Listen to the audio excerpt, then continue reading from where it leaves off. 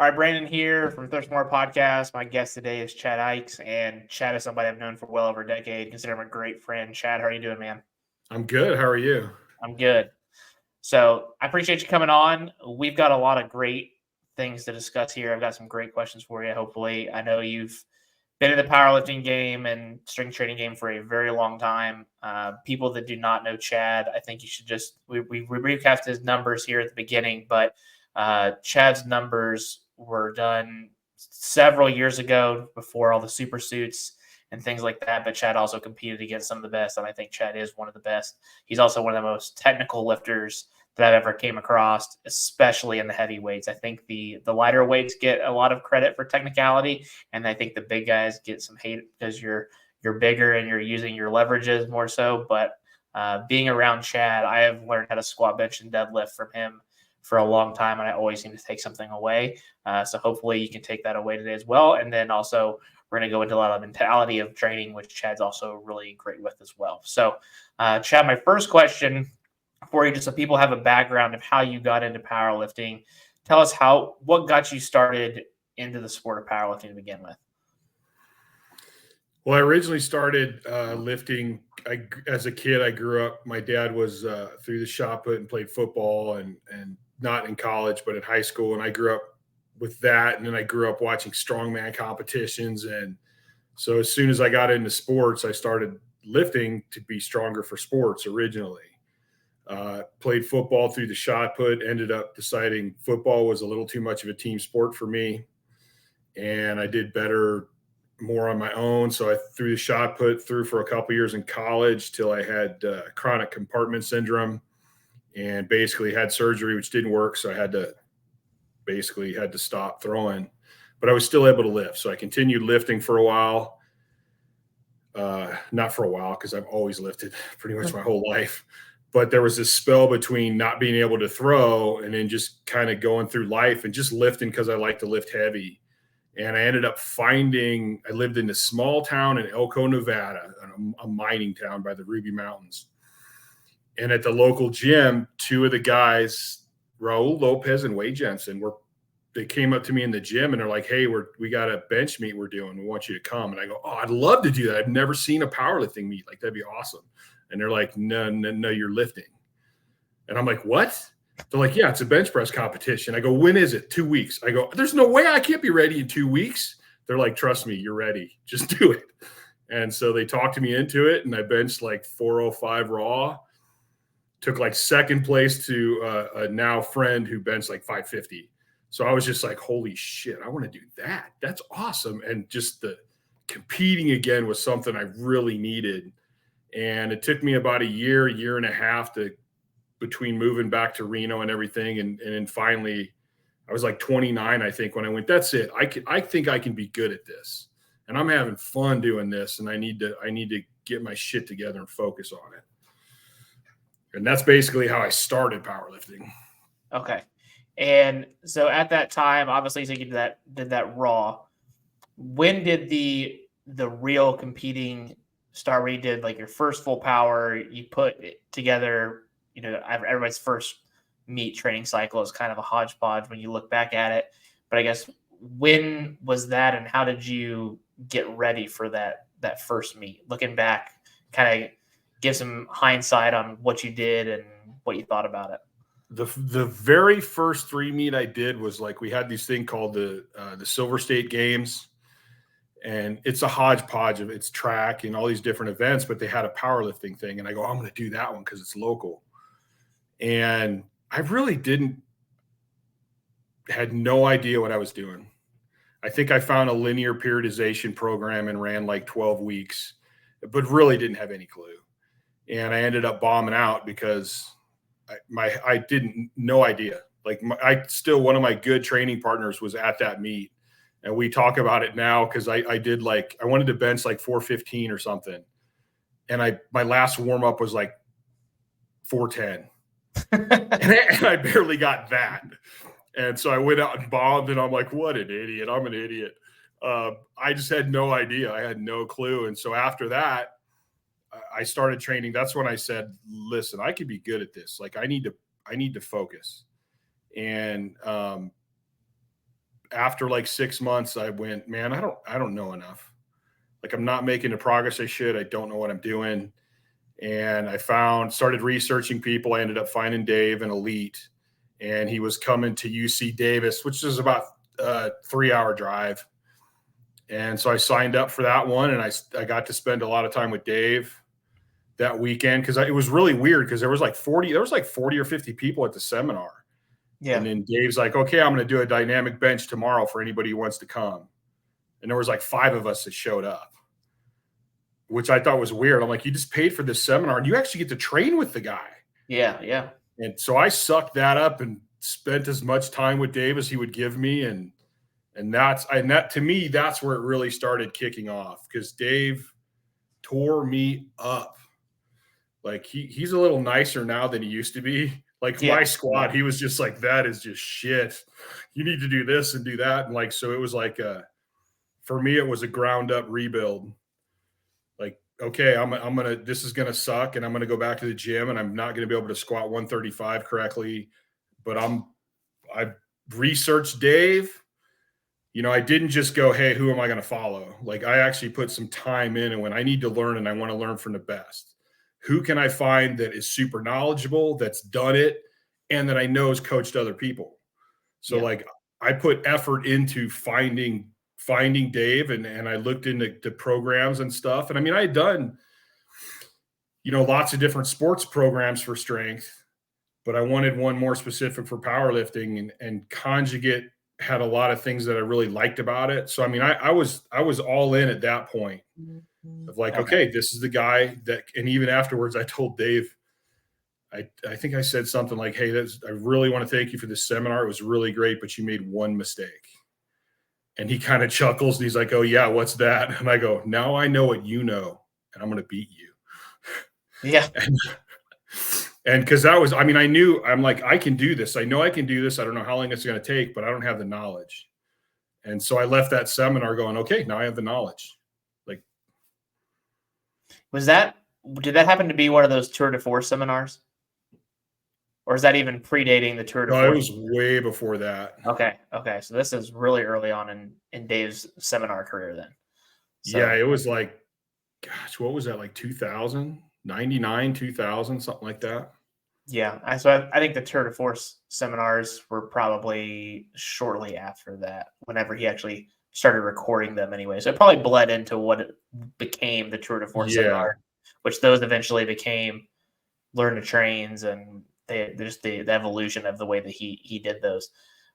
So after you met with Dave, is that how you got into Conjugate? Basically, whatever you were doing, you said, I'm going to start doing Conjugate, and that's what you've ran going into the heaviest part of your training career? Or did you change systems? Like, how's the evolution of the day you met Dave there to the peak of your career? How did that system influence how you trained to get to where you did and what you did?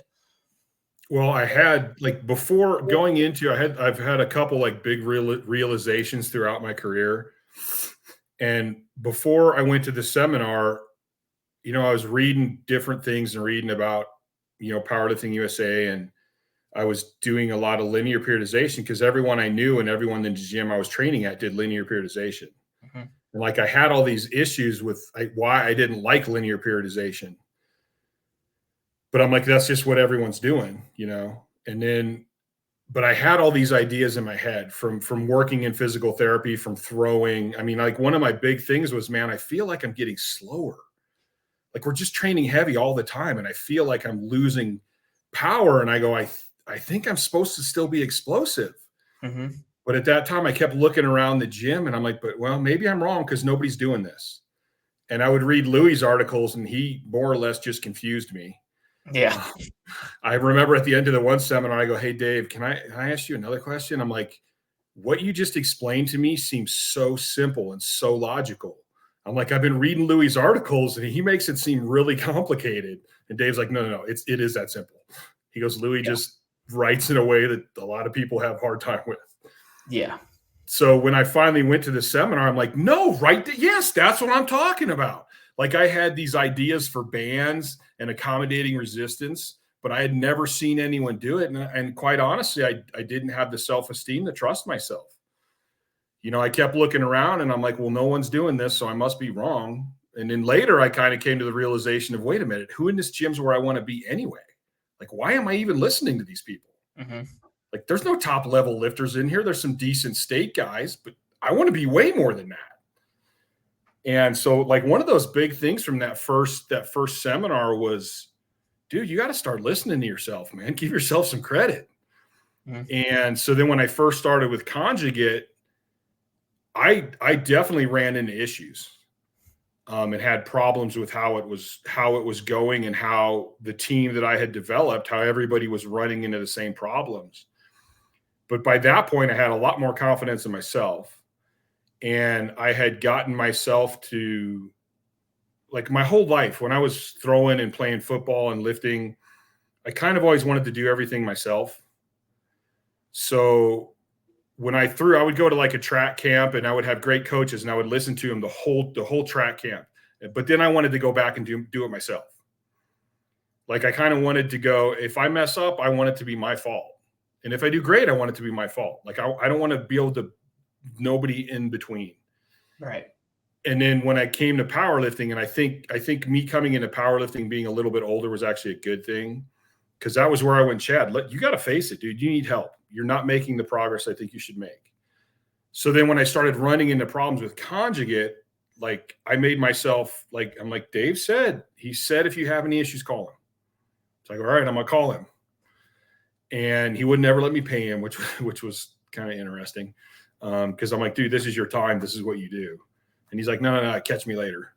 And so I would call him and ask questions. And one of the best things Dave did was, you know, he'd go, well, what do you think you should be doing? Like, how do you think you can solve this problem?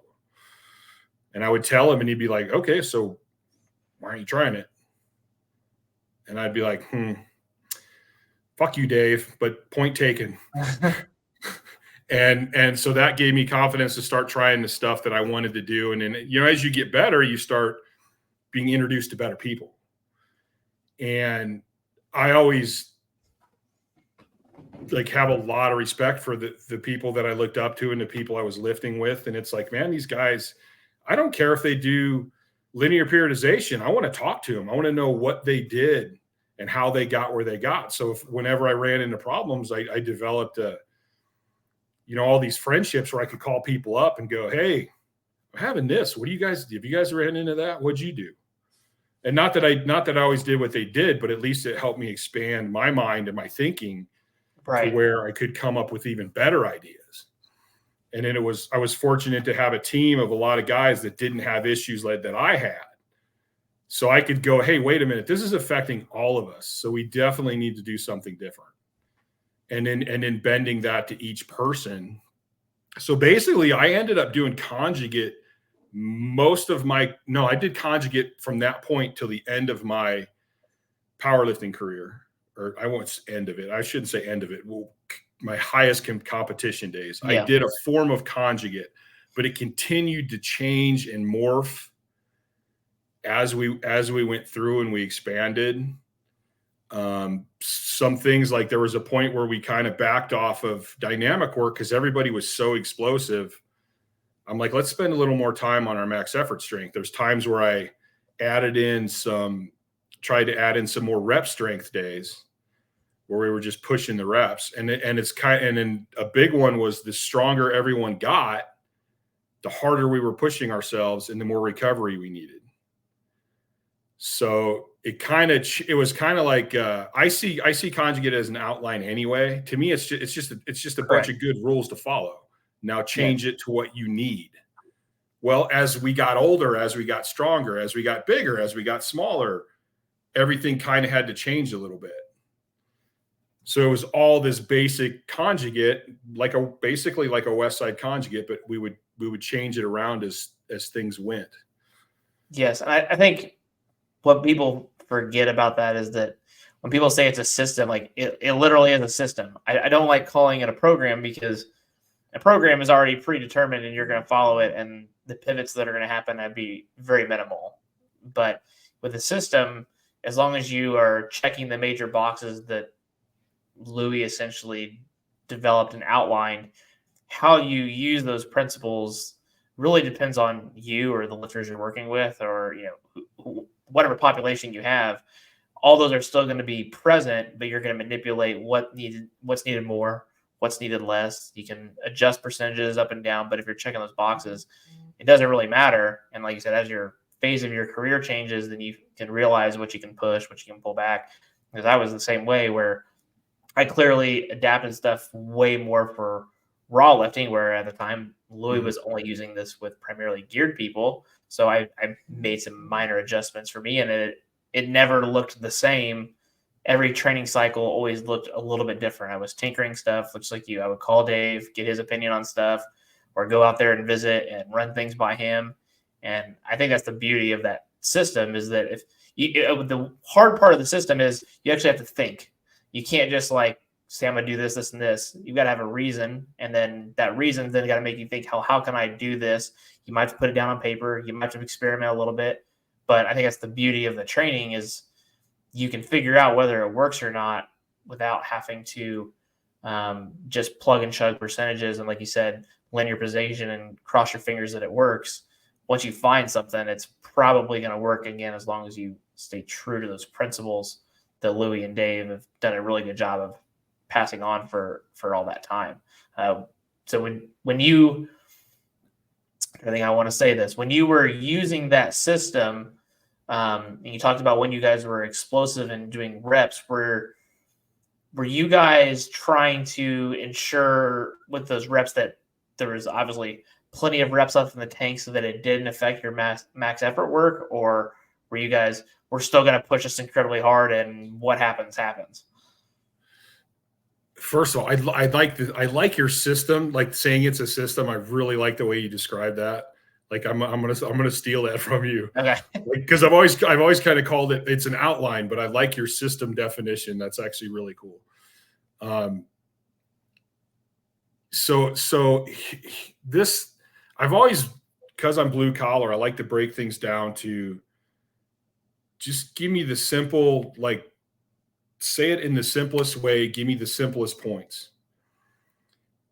And I mean, when you're talking about bodybuilding or strength training or putting on muscle, it really is as simple as stimulate growth, let the body heal, then let it grow. Yep.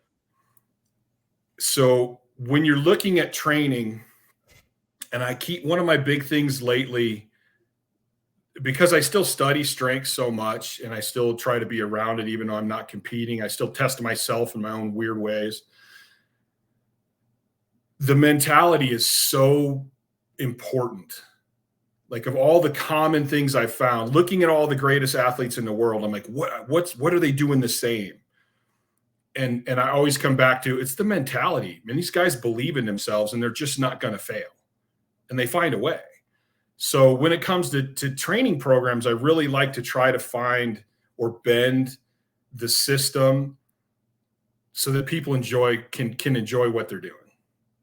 Yeah. So for me, I love going heavy. I love going stupid, ridiculously, insanely heavy. I love pushing myself that way. But if you do that, you're going to need more recovery. Yep, 100%. So now we go to the point of, is it better to go lighter and do more reps, or is it better to go heavier less often? And I've talked to a lot of guys, and there's a lot of guys I look up to, like Ed Cohn and stuff, who never fail at anything. Like, they always get their reps. And there's a lot of like Mike Israetel. I was watching one of his videos the other day where he's like, you're like almost always leaving 1 to 3 reps in reserve, but he trains every day. So to me, there's this whole balance of all of these things. And I go, how much does it really matter? Like, yeah. Because I can find top lifters that love to train super, super heavy, but need more recovery. And I've seen top lifters that don't really train as heavy, but they train more often. Right. And I'm like, for me, whatever the trade-off is in that, I would rather do what the person likes. What are they going to enjoy? If you never let me go completely crazy heavy in the gym, I'm going to get frustrated. So, and most of the guys on my team, I ended up finding a bunch of guys that were similar to me. Like I've been going through some old videos, and there's times where we like are damn near like getting squashed by lifts, and we're laughing. Like, we think it's funny. I remember one time Scott, his shirt blew out with like a 700-pound bench, and it was just me and him. And it blows out and it comes towards his neck, and I catch it like an inch over his neck. And I don't even pick it up. I'm just there holding it, and I look down at him, and I'm like, holy shit. Like, we both just start laughing, and I'm like, fuck, okay, let me rack this. And I look across the gym, and like people are looking at us like, what the hell is wrong with those guys? But like, that's just what we did. Like, that's what we like to do. So for me, if it was max effort day and you barely got, say, whatever, what is, say, 685, I'm like, cool, you got it. Let's throw quarters on. Yep. And even if you miss, I don't even care if you miss it. Because to me, again, I trained with a lot of people in the gym who would be like, yeah, man, I put 5 pounds on my bench this year. And I'm like, what? You're happy about that? Like, all that, a year's worth of work, and you're happy about 5 or 10 pounds? Fuck that. So I always felt like I could add 2.5 pounds, 2.5 pounds, 2.5 pounds, 2.5 pounds every session, week after week after week. I felt like I did better if I bumped up 50 and went, hey, man, it crushed me that day. Okay. But then the next time I try it, I'm like, okay, I know what it feels like. And maybe I control it really, really good. And then I start it up, but I miss it. And then like by the third session, I actually get it. And I feel like that helped us progress faster than going, I don't ever want to miss one, but I want to put a couple pounds on here and a couple pounds here and a couple pounds here. Right. Now, whether that's true or not, I don't know. Like, for me, I'll go, listen, you're feeling it. So you're training your central nervous system. Again, you're feeling and holding heavy weight, which I'm a big fan of, because now it's lighter. I mean, the first time I put 700 pounds on my hands for a bench press, it felt like a fucking house. Yes. Yeah. Like, it was huge. By the second or third time, I'm like, oh yeah, I don't feel bad. But if I had never just went heavy and put it in my hands, how long is it going to take me to get used to it? Right. That's a fair point. I think, so I would say, based on the way you describe stuff, when I was the deepest part of my competing, I like that heavy part as well. The big thing, and I will give credit to Vinny for this, as well as Brian Carroll. They did a good job of explaining to me if there's a weight that you want to take. Vinny was more for the bench, Brian was more for the squat. Mm-hmm. But if there's a weight that you want to touch, like in a max effort cycle, was to use an overload that's similar to that movement so that you can actually feel it either 1 or 2 weeks out before you want to touch that weight. So Vinny was big on like a 2-board, and Brian was really big on reverse bands at the time. So if I wanted to squat 525 on my heavy max effort day, 4 weeks out from a meet, 5 weeks out, I'm taking 525 with reverse bands. And then 4 weeks out, I'm taking it without the bands. So I still got to feel it and, not necessarily miss a lift, but also with the bands, it builds a lot of confidence because it's going to move pretty quick. Yeah. You're like, that's heavy, but I just move that stupid fast. And so then when you come in for that week, the confidence there, same thing with the bench press, like you said, it's in your hands. And then that nervous, like I said, you still get that nervous system aspect. You're still going to move the weight. You're still going to have to work hard. But it was maybe that's because I'm a little bit younger and I ran into them early enough to maybe pick up on their mistakes. And there's this, in hindsight, this is what I would do now, knowing what I know now. And I still use stuff like that to this day to help all my lifters. Is weeks out before a meet, we're always doing overload work, whether it's from pins or reverse bands or boards, whatever it is. I want them to see and feel weights that they usually are not seeing and feeling, just so that on meet day, everything feels light. Yes. And it seems to do a lot from the mental confidence, which you're talking about. The mentality side, lifting heavy weights does take a different type of mentality. And if you're not subjected to them enough, then you get that deer in a headlight kind of feel, or that, oh shit, that's heavy. And that's, from a competitive standpoint, you never want that on meet day. That's the last freaking thing that you want to feel, because it's going to be a rough day.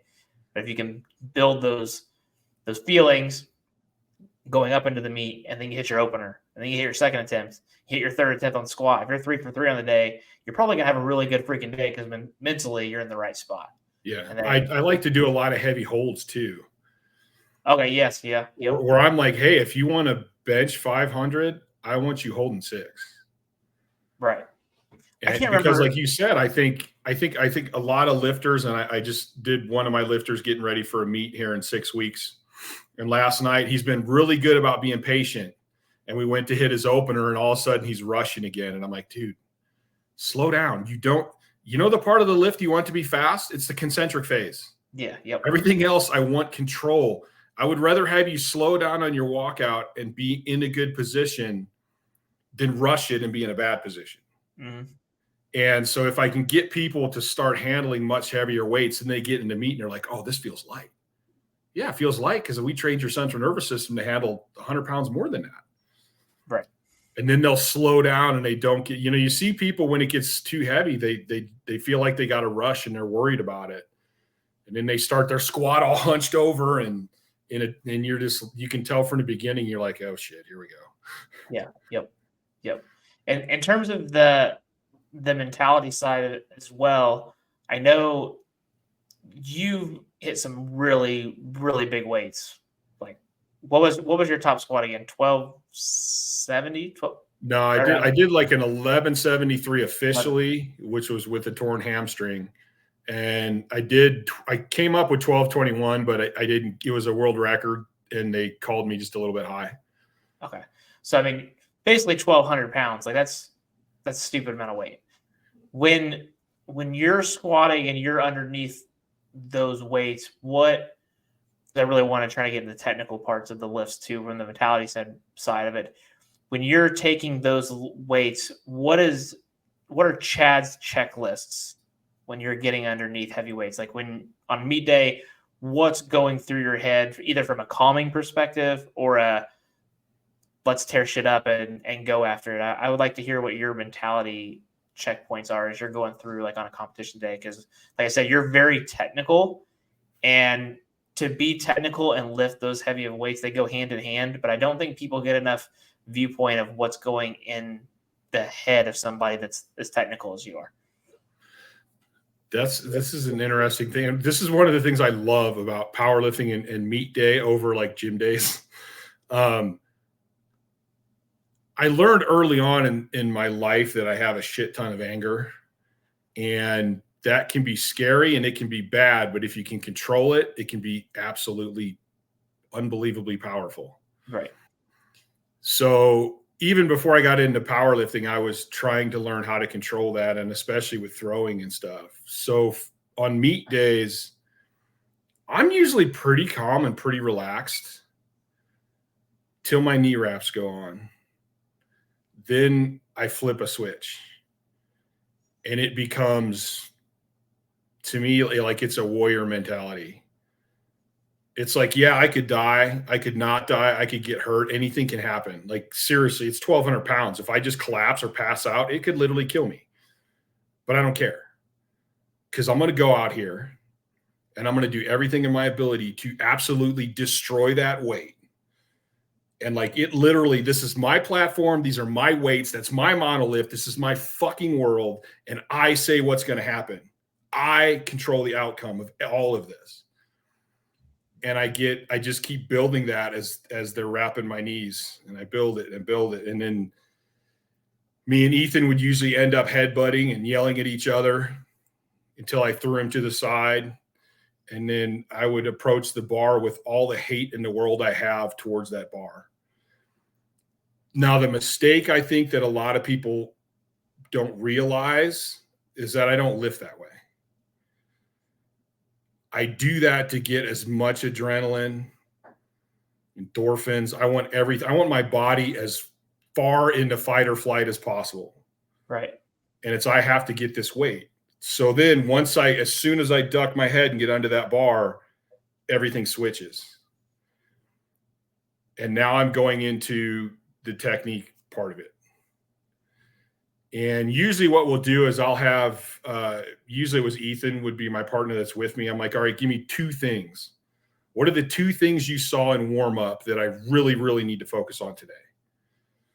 Because I don't care how good you get, your body's always going to want to change a little bit. Yeah. And no matter how good your technique is, it's always really good to have someone watching over you that knows knows you and knows technique. Because little things will slide. There's so many things you got to think about.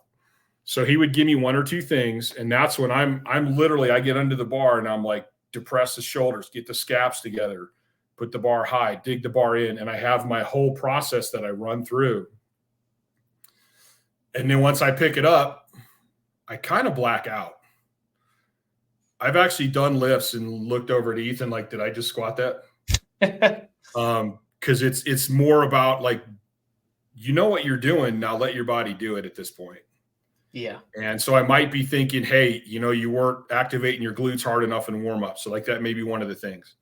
So like right when I start the squat, it's those 1 or 2 things that I'm kind of thinking about.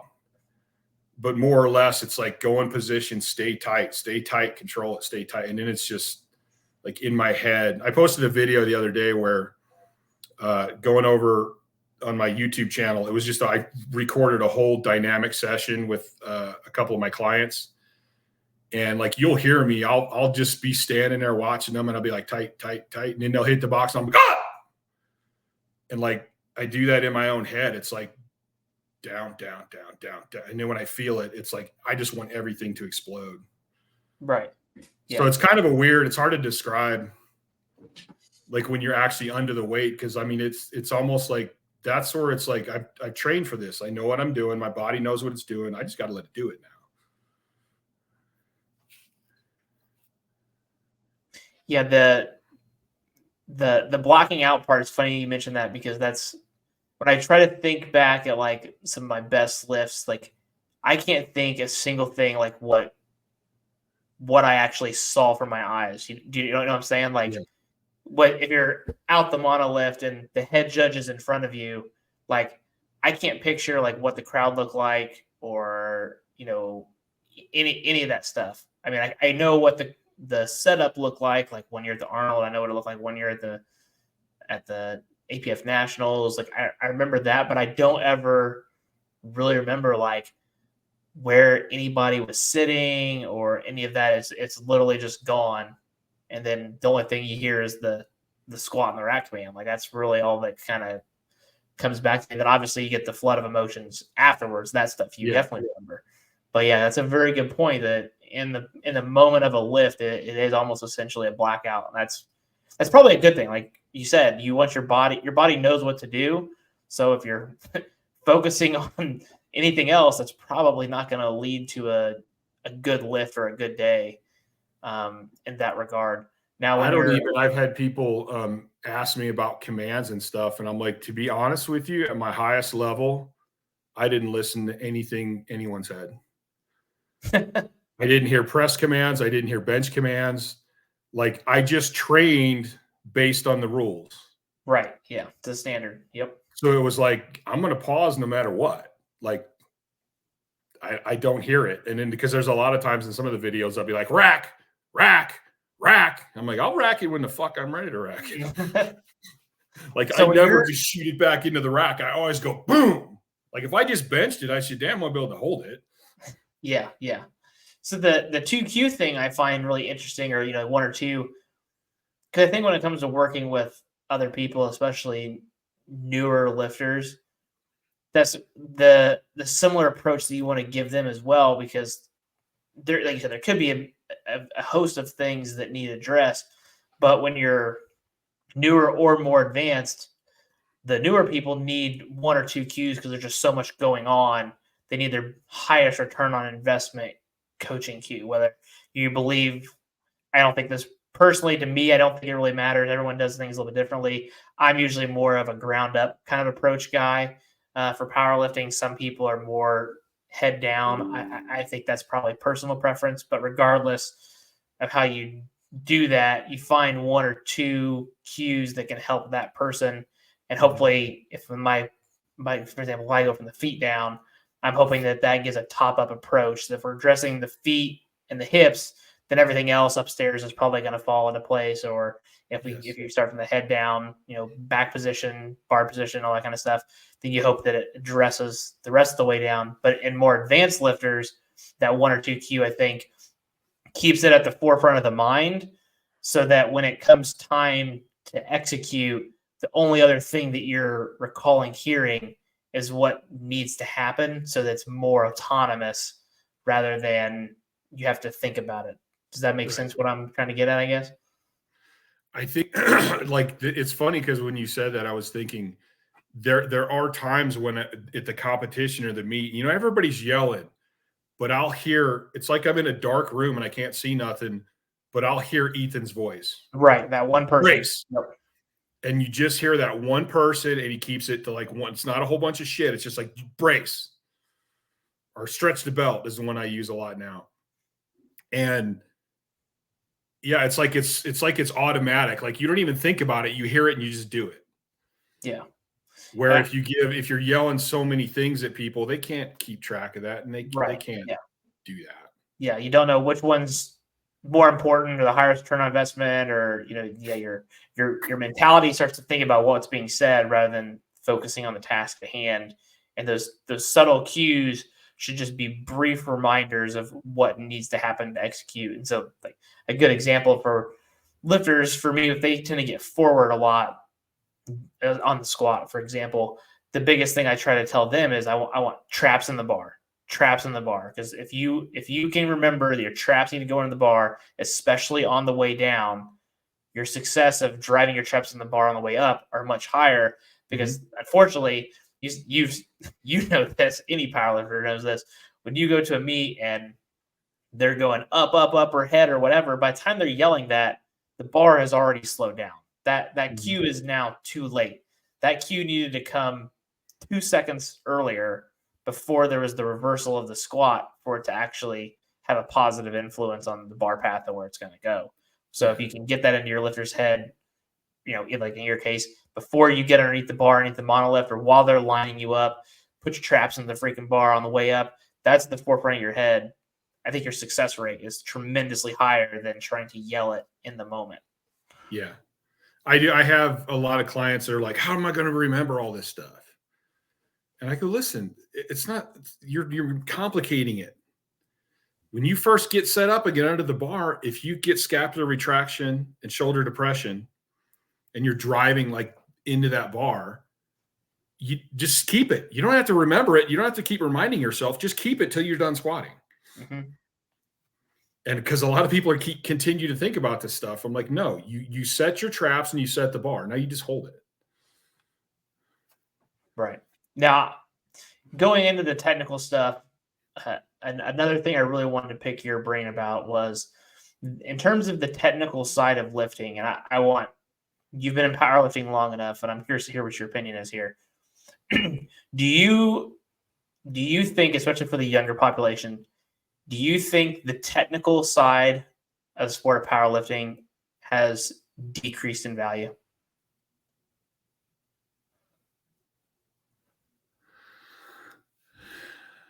I think for it's example, never been. I guess let me give you an example. So you talked about going to learn from Dave and learning about how to train, and you did speed bench with him, and you took a lot of stuff away.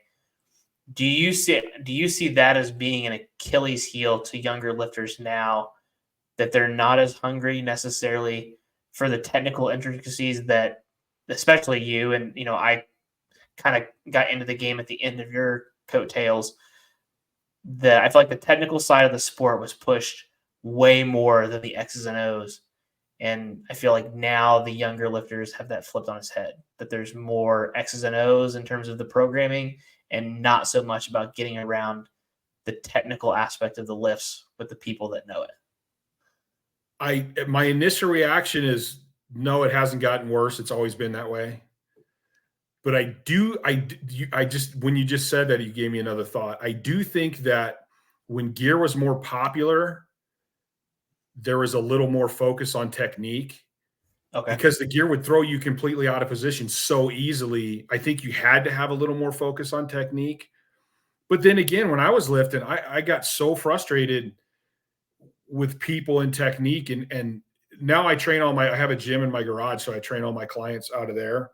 But when I was still training people, my clients at the gym, my clients would we would be walking through the gym and they'd be like, Chad, blinders, Chad, blinders, Chad. Because I would go through the gym and I'm just going, like, why are you even here if you don't care about your technique? Like, you're here working. Why not get the most out of it? And it frustrates the hell out of me seeing shitty technique. So I think it's always been bad. Maybe it's a little worse now, though. And I do agree that there's the meathead just get stronger mentality, which isn't necessarily bad. I mean, in the end, we do just need to get stronger. Yes. Yep. And then there's the people that go so deep into, like you said, the X's and O's. They're like, oh, I need to do this program. I need to be at this percent. I need this reps in reserve, or I need this RPE, or I need to do this many sets. And I'm like, And this is where I try to explain to people. I go, one of my dumbest ideas ever was when I got to the highest level and I'm in the warm-up room there's 20 of the strongest dudes on the planet. And I'm like, I know all these guys. Like, I can talk to all these guys. I'm going to come up with the greatest fucking strength training program in the world. The stupidest idea I ever had. So when I start looking at it and I start talking more and more to people, I'm like, wait a minute. Nobody trains the same. Everybody trains different. This guy's doing some form of conjugate. This guy's doing some form of conjugate. I mean, even when I started meeting guys from Westside, the Westside guys didn't all train the same. Right. Like, and they all modified it and auto-regulated like every day. And I go, how can I tell if I like conjugate? How can I tell Ed Cohn you're wrong? Linear periodization sucks. Yeah. He's the GOAT, So at one point I went, all right, Chad, you think you're an intelligent person. You think you're kind of a scientist. You're approaching this completely wrong. And I go, all right. So I went back to the drawing board and I went, okay, what's the common things that these guys have? And even in training, you couldn't find the one common thing with training that they all have is most of them auto-regulate. Mm-hmm. So I'm like, okay, wait a minute. All right, let's back up even further. Like, maybe I started this too focused. And the thing I came up with, again, is the mentality of these guys. They all believe in themselves. They're all going to work really hard. And almost all the top lifters have decent technique. Mm-hmm. And one of the tough things I find tough and yet super interesting about strength training. And I think it was AJ Roberts did a post the other day where he's like, if a coach comes to you and says he knows exactly what training and everything, that's probably not the best coach. If a coach comes to you and goes, listen, I got this many years in this, I've coached this many people, I've done this myself, I know a lot. If we work together, I know I can find a way to make you strong. That's probably the guy you should go with. Mm-hmm. And so it's like there is no black and whites. And I hate that because I'm a black and white person. So that's where I always go back to, and even like the system with conjugate, I go, wait a minute, maybe I don't need to worry about the exact program. Maybe I need to worry about what are the common factors that I need to focus on with this person. Because I mean, even like, I don't know if you remember Gary Frank. Yeah. I remember I used to know a couple of the guys that he trained with, and I would talk about his training, and he had the most off the wall, unconventional training I've ever heard of. Yet he took the world record from like 25 to like 28. So I'm like, how can I come to you and go, this is it. You got to train conjugate. It's the only way to train. It's the best way to train. I mean, how can I honestly say that to somebody? I can go, here's why I like conjugate. Here's how it works. Here's what I would do with it for you. But I can't say that's the only way. There's multiple paths to get where you're going. Right. Even I had a thought the other day, because I preach about sleep like religiously. because I don't sleep. So I know what the negatives are. If you can sleep, sleep. This is one of the best things you can do to gain strength, to get lean, to lose weight. Sleep, sleep, sleep. And the other day I thought, I preach sleep a lot, but I became one of the best power lifters in the world with horrible, massively horrible sleep and insomnia for days on end. So how important is sleep? I mean, just from a logical standpoint, I got to go, well, I managed to get strong as shit with horrible sleep. So how important is sleep? But then again, I go back to like, hey, do everything that you can do. If you can sleep, then get sleep. Right. Yeah. If you can, if you bench 400 pounds with shitty technique, if you fix your technique, you'll probably bench 450. Mm-hmm. So without even gaining strength, you put 50 pounds on your bench. Like, why wouldn't you take advantage of everything you had to take advantage of? Right. I think for me, the eye-opening thing there, because you talk about people just wanting to get strong as shit. And honestly, when I was young and in college and, how I found out about Dave and Elite, that's basically how I trained. I mean, my technique wasn't bad by any means, but I studied. I read enough of Dave articles and whatever, and, watched all of his videos and all the old West Side stuff. So like I had a good idea of how I should squat and how I should bench press and how I should deadlift. But the first initial eye opener to me from a technical side was going and training with Julia.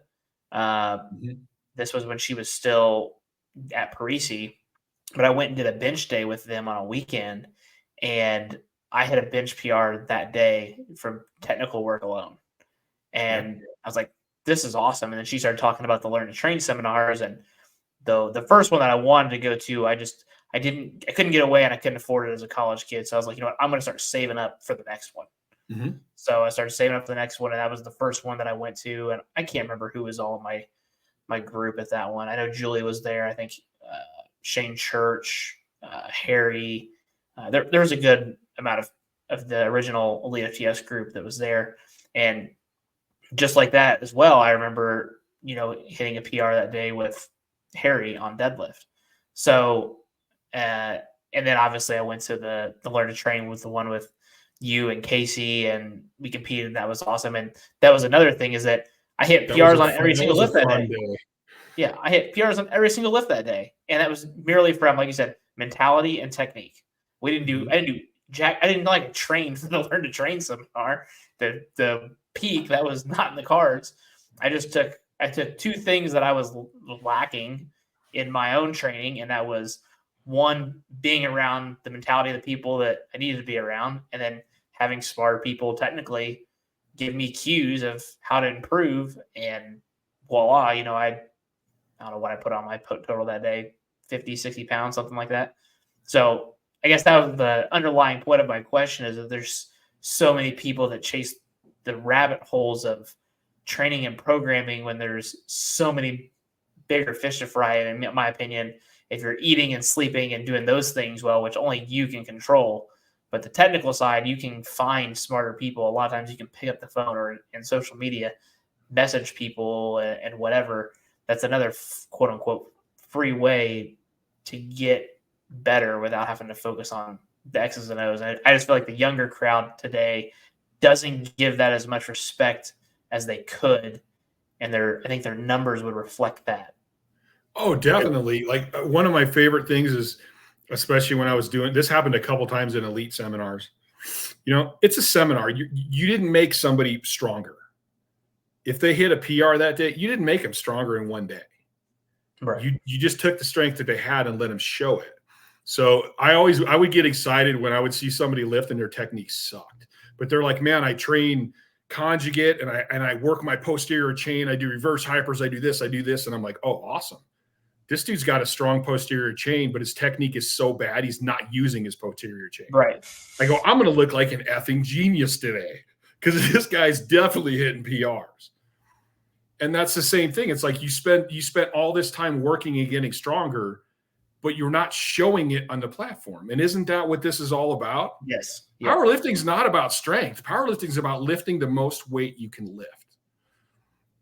And then another aspect of technique is I'll have people send me videos and they're like, what's my weak point? And I'm like, your weak point is your technique sucks. Like, I can't fully 100% say what your weak muscles are because your technique is so bad. Like, if you fix your technique, I can look at it and in a heartbeat tell you exactly what's wrong. I can tell you exactly what you need to get stronger. But when your technique and you have no consistency, how do I know?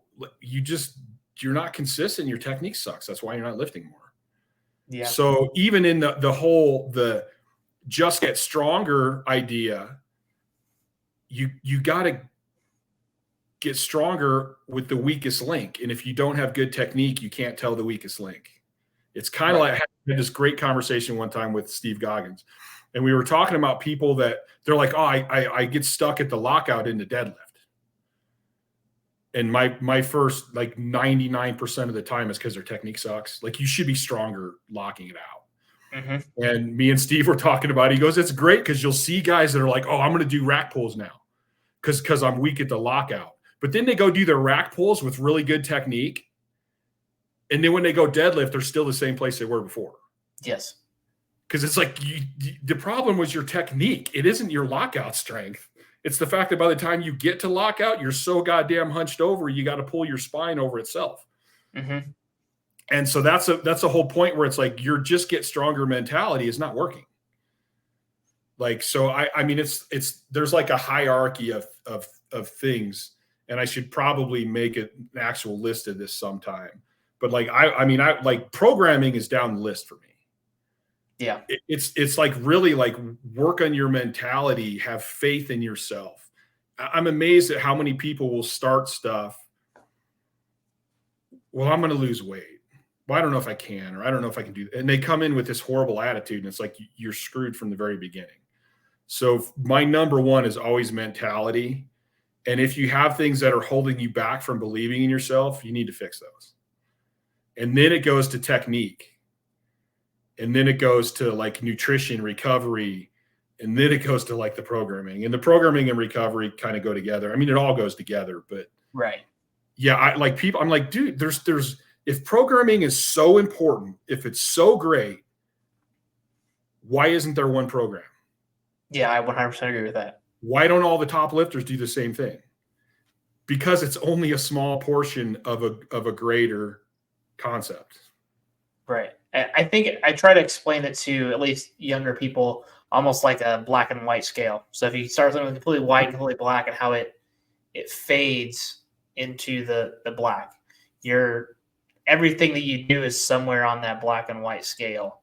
And like you said, for example, your mentality might be your white, but then that starts to bleed into, your technique, and your technique and how you train starts to bleed into your recovery, and your recovery starts to bleed into your ideal output, which is going to be the darkest shade of black. Yeah. So you can only get to the darkest shade of black if you're doing everything right. And if you're not doing the stuff that's on the white end of the spectrum, it doesn't matter because you're never going to be on the black portion of it because you've not filled that spectrum up. Yeah. So you could literally have the greatest program ever, but you're not focusing on your recovery, and the whole thing tumbled down. Yes. Yep. So I always go, that's where I take my list and I go, what's the foundation I need? What's the most important foundation? And I'm like, you got to believe in yourself. Because I've seen people that believe in themselves that do everything else wrong and still end up being pretty good. Oh, yeah. Oh, yeah. So I think that's, and especially like I go into this, I go deep into this manifestation and psychology stuff because I really love it. Like, I mean, and if you look into the placebo effect, there's tons of studies out there where the people that get the placebos are just slightly below the people that actually get the medication in terms of it working. And I'm like, how the hell? So their body is apparently producing what it needs. If you believe enough, it'll work, even though it's a sugar pill. Yeah. So like for me, it's always mentality is number one. And I go back to when I started. I remember when I did my first 700-pound squat, I told everybody, I go, I'm going to do 1,000 pounds drug-free. And everybody's like, you can't. Like, nobody's done that. Like, that's not even possible. And I go, I'm going to do it. I don't care. They're like, well, how long is it going to take? I go, I have no idea. Well, how are you going to do it? I have no idea. I go, but I'm going to do it. I'll figure all that other shit out later. Right now, I know I'm going to do it. And it was, if I wouldn't have had that mentality, if I would have questioned myself, I probably would have never reached that level. Right. Yeah. So you kind of brought up sleep, and I kind of want to circle back to that and pick your brain on the sleep side, because I knew you had those issues.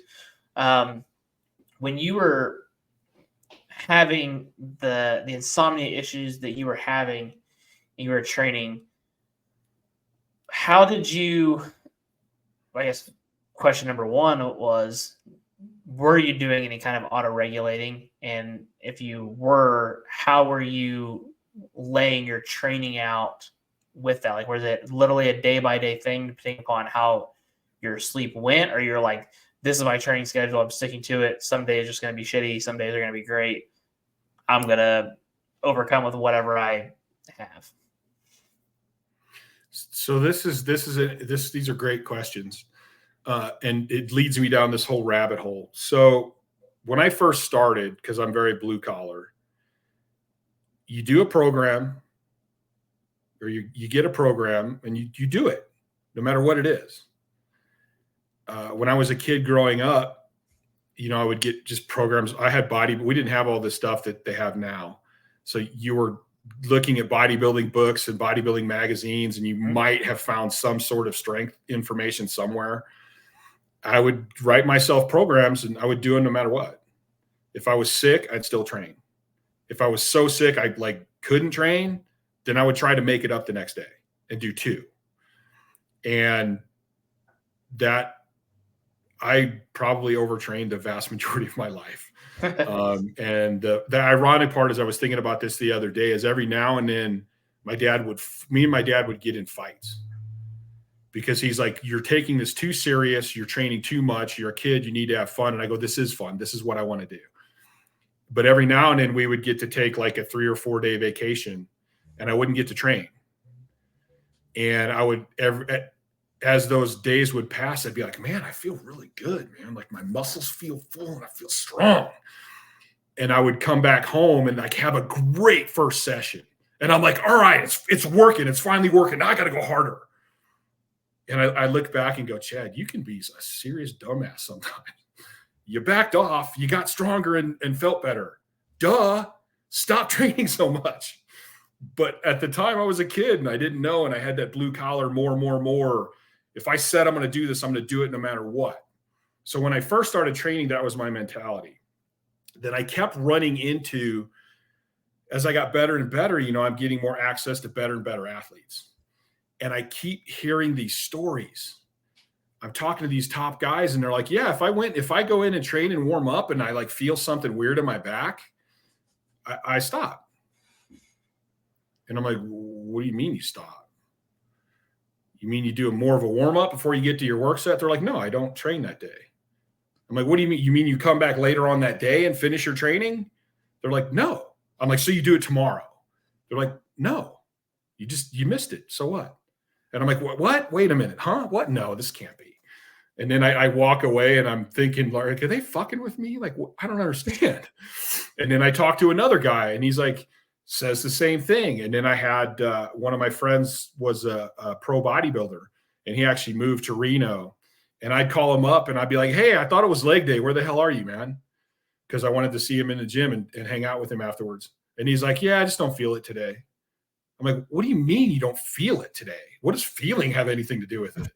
And he's like, my body, we're just tired. There's no point in me going in to do. I'm like, what do you mean? So you can do it tomorrow? They're like, no, I just didn't no, it's done. It's over. Big deal. And I'm like, shit, I'm shaking my head and I'm like, I don't understand. Like, I don't understand this. This is totally foreign to me. Then I had I was down in Vegas one time for a Highland game. And one of my buddies, that's a pro strongman, I called him up and I'm like, hey, I'm not going to lift with you guys Monday because I got the Highland Games Saturday or Sunday. I go, but I'm hanging out for a couple days, man. And I'd love to come train with you guys. I go, I'll just throw plates and help out. Like, I just want to hang out with you guys. And they're like, all right, cool. Call me Monday. And I call him up on Monday and I'm like, dude, are you going to the gym or what? And he's like, man, I had such a shitty, stressful day. No, we're not training today. And I go, okay, well, I'll meet you tomorrow then. They're like, no, we're not training tomorrow. I'm like, what? And like, it took me a long time. Eventually, even my hard-headed butt had to go, Chad, you need to pay attention to this. Like, these aren't top guys. They're top guys for a reason. They didn't get there by accident.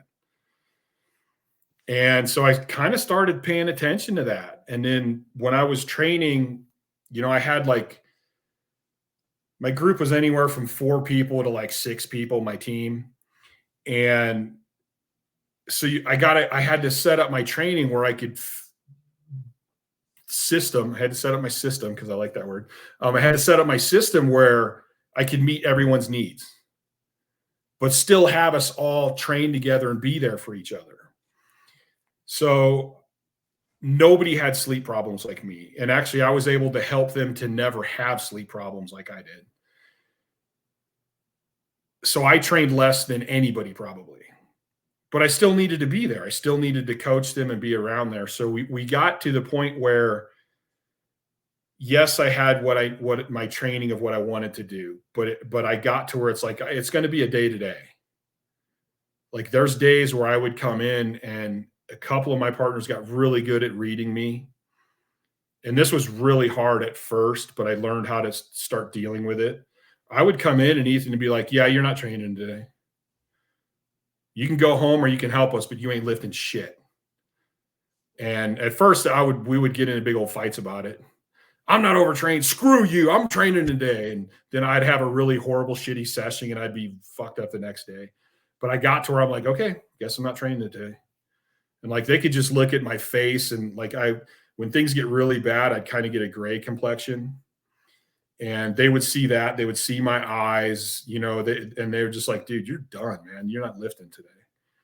And so it was really a day to day. If I feel good, let's train hard. If not, let's back off. And I mean, in hindsight, I probably still pushed myself too hard. Because there are days where it's like, no, I got to do this, man. I got to do this. Like, I'm not training enough. And I really wasn't listening to my body. I was letting my ego take over. So yeah, for me, it was more auto-regulating, and I could have been better at it. I could be better at it today. I mean, that's something I think is going to take a lifetime for me to master. I'm amazed at people. There are people out there that can do that so easily. And I'm amazed and in awe of that, because I want to be able to do that. So on the auto regulation part, I 100% agree. Even going back to earlier, that the best lifters auto regulate the best. That at the end of the day, that's what it is. When it comes to the weights they put on the bar, or the amount of work they do for a given day, or, you know, even in your case here, this example, the lifter just literally not going in and training. I think that is without a doubt what makes some of the best lifters the best lifters. They capitalize on the good days, and they're okay with saying a bad day is a bad day. There's nothing wrong with that. There's not a net positive here. So the biggest net positive is to just not come in and train or go for a walk or what have you. On the sleep side for you, even though you obviously were pushing stuff hard, I know you're currently on a CPAP now, right? Yes. Yeah, and it says that I'm assuming your sleep schedule is probably better now than it probably ever has been. No. My sleep was. Let's talk about that then.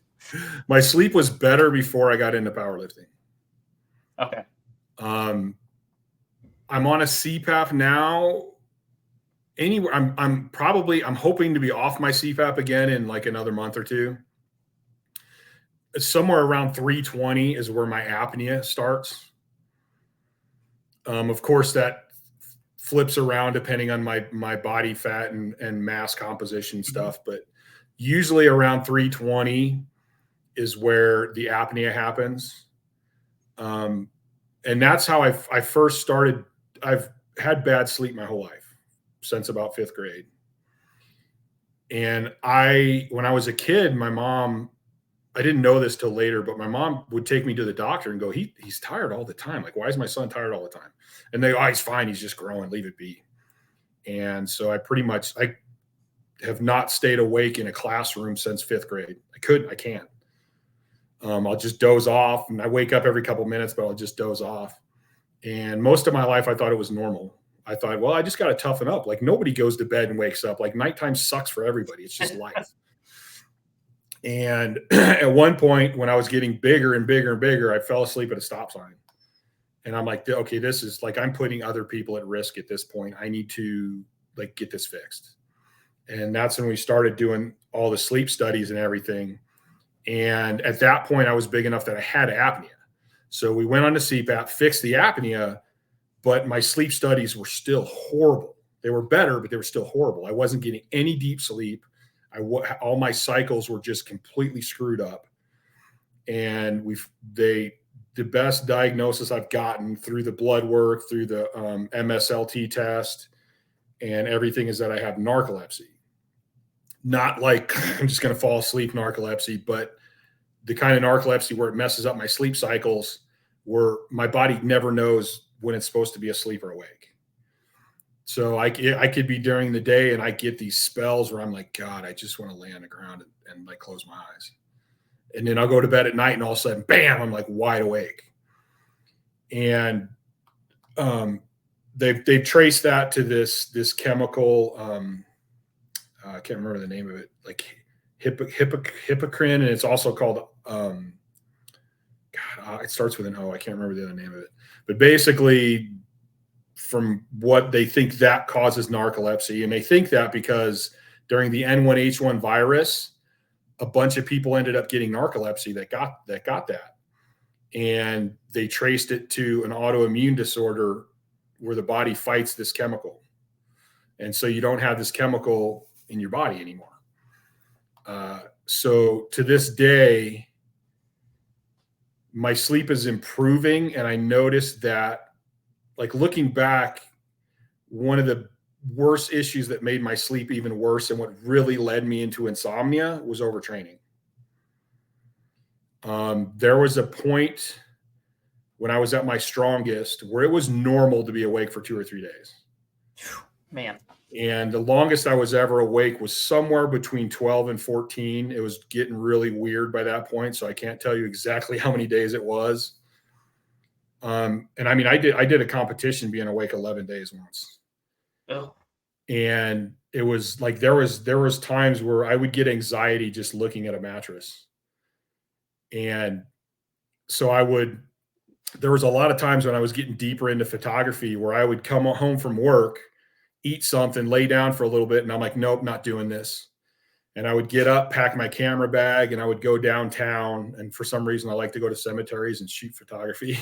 So I'd go to cemeteries and go downtown and like take all these cool night photos. And I'd come home, jump in the shower, and then go to work.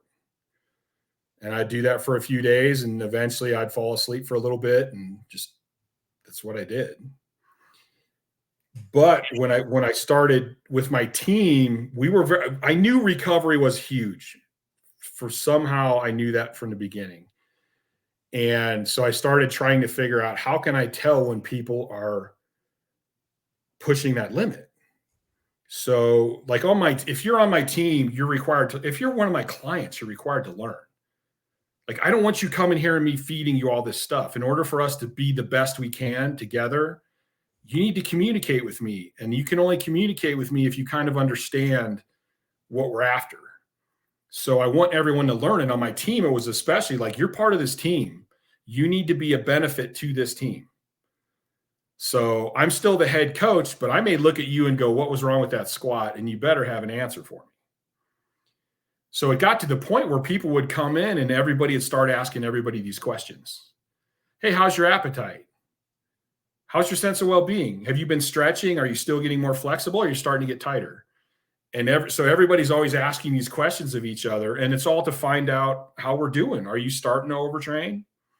And what I realized is that when my teammates would come in and they'd be like, yeah, man, my sleep is really restless. They're like, man, I wake up, I'll go to sleep and I'll crash for like 10 minutes. And then I wake up and then I fall asleep and then I roll over and I wake up and then I fall asleep. And they're like, it's like that all night long.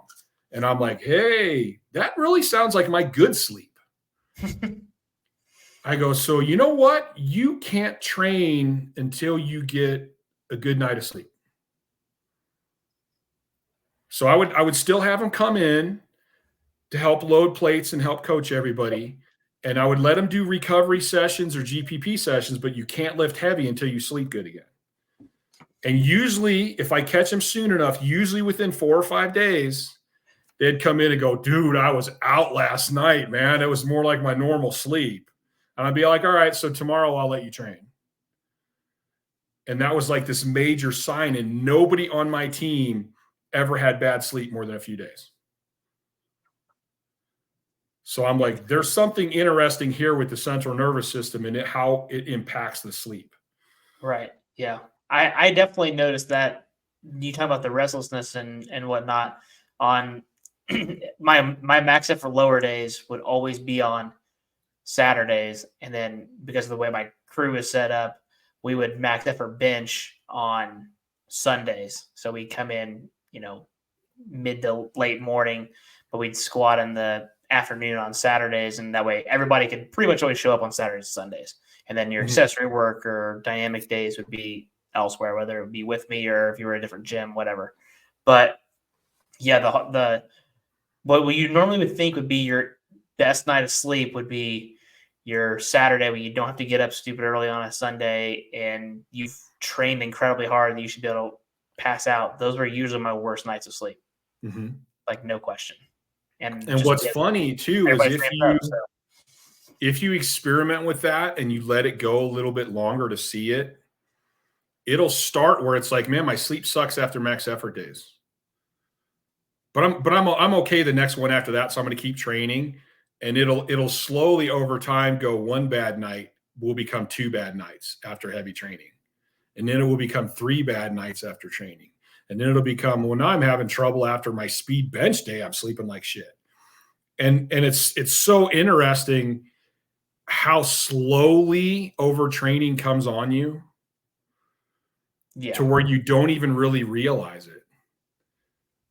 And people would be like, man, I'm having so much trouble eating all the time, man.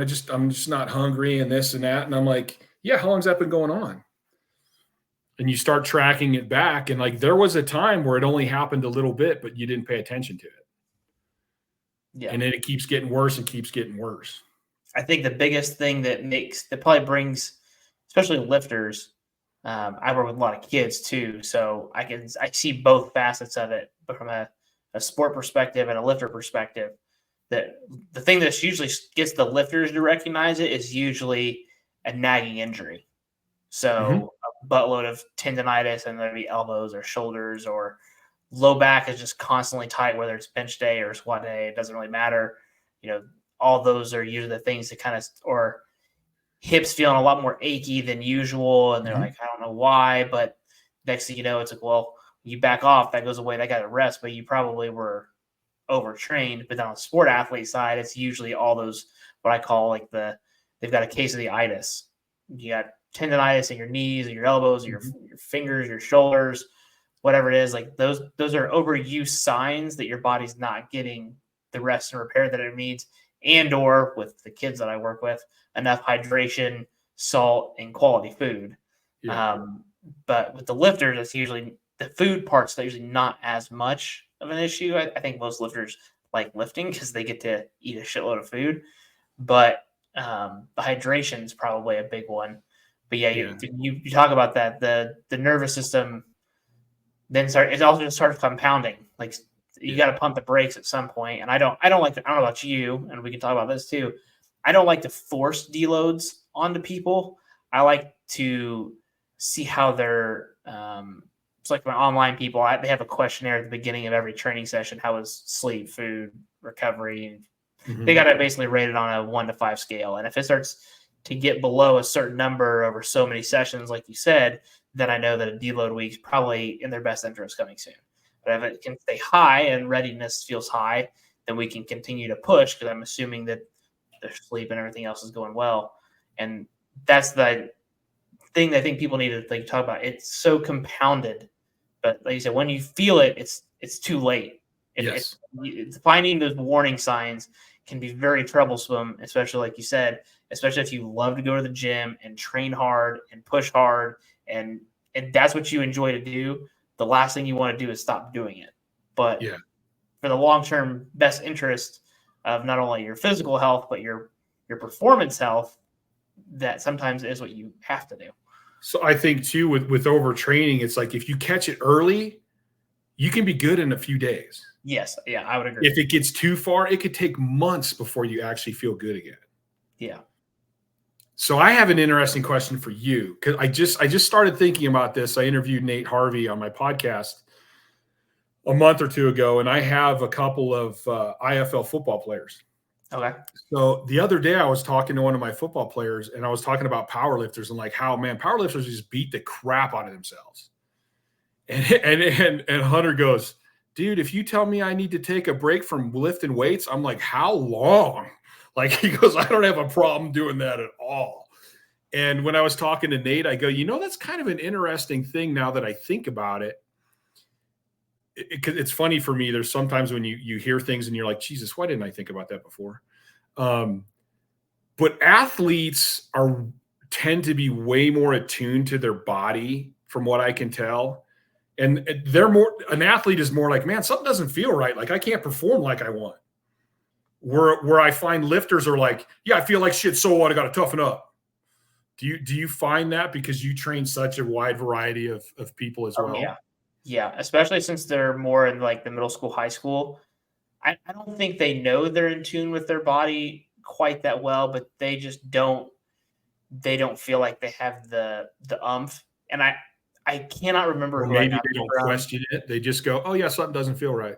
Yeah. Yeah. I can't remember who I got this from. It was somebody along the lines of an internship for sure, probably an assistant coach or something. But they said within 5 seconds of saying hi to an athlete, you can tell whether they're ready or not. Just, we'll say the kid's name's John. Hey, John, how was school today? How's your weekend been? How's your tournament? And it was okay. Today's going to be a shitty training day. Just their demeanor, the way they walked in, it's not going to be a day. If they walk in geeked up, ready to go, chomping at each other, chirping, making jokes, today's a day where they're going to have a really good training day. And with athletes, luckily, it's only GPP for them. So how great their day is in the weight room is not the end-all, be-all for their sport performance, thank goodness. But it does give you an idea of how hard you can push them those days, and other days that, hey, we got to kind of back off a little bit. Some parents are just honest with us as well. They get a hold of us and say, hey, sectionals is next week. My kid's dragging butt with tests and whatever. Like, we're literally just going to push this week to the side. We'll be in next week as usual. And we're like, totally get it. Because at the end of the day, you coming into the weight room that 2 days before your competition, probably it's not going to make or break your performance. If they're going home and getting quality sleep and letting their body rest for a big tournament or whatever, to me, that's more important than coming to see me. Now, if they're chronically like that, like we're talking about, then we've got to have a discussion of what we do. And we try to do our best as well whenever kids are done with sport or their sport for the seasons. Like, this is a good time of year for us to talk about this, because basketball, wrestling, swimming is basically ending. Track and field, softball, baseball is beginning. This is a transition time of year for us.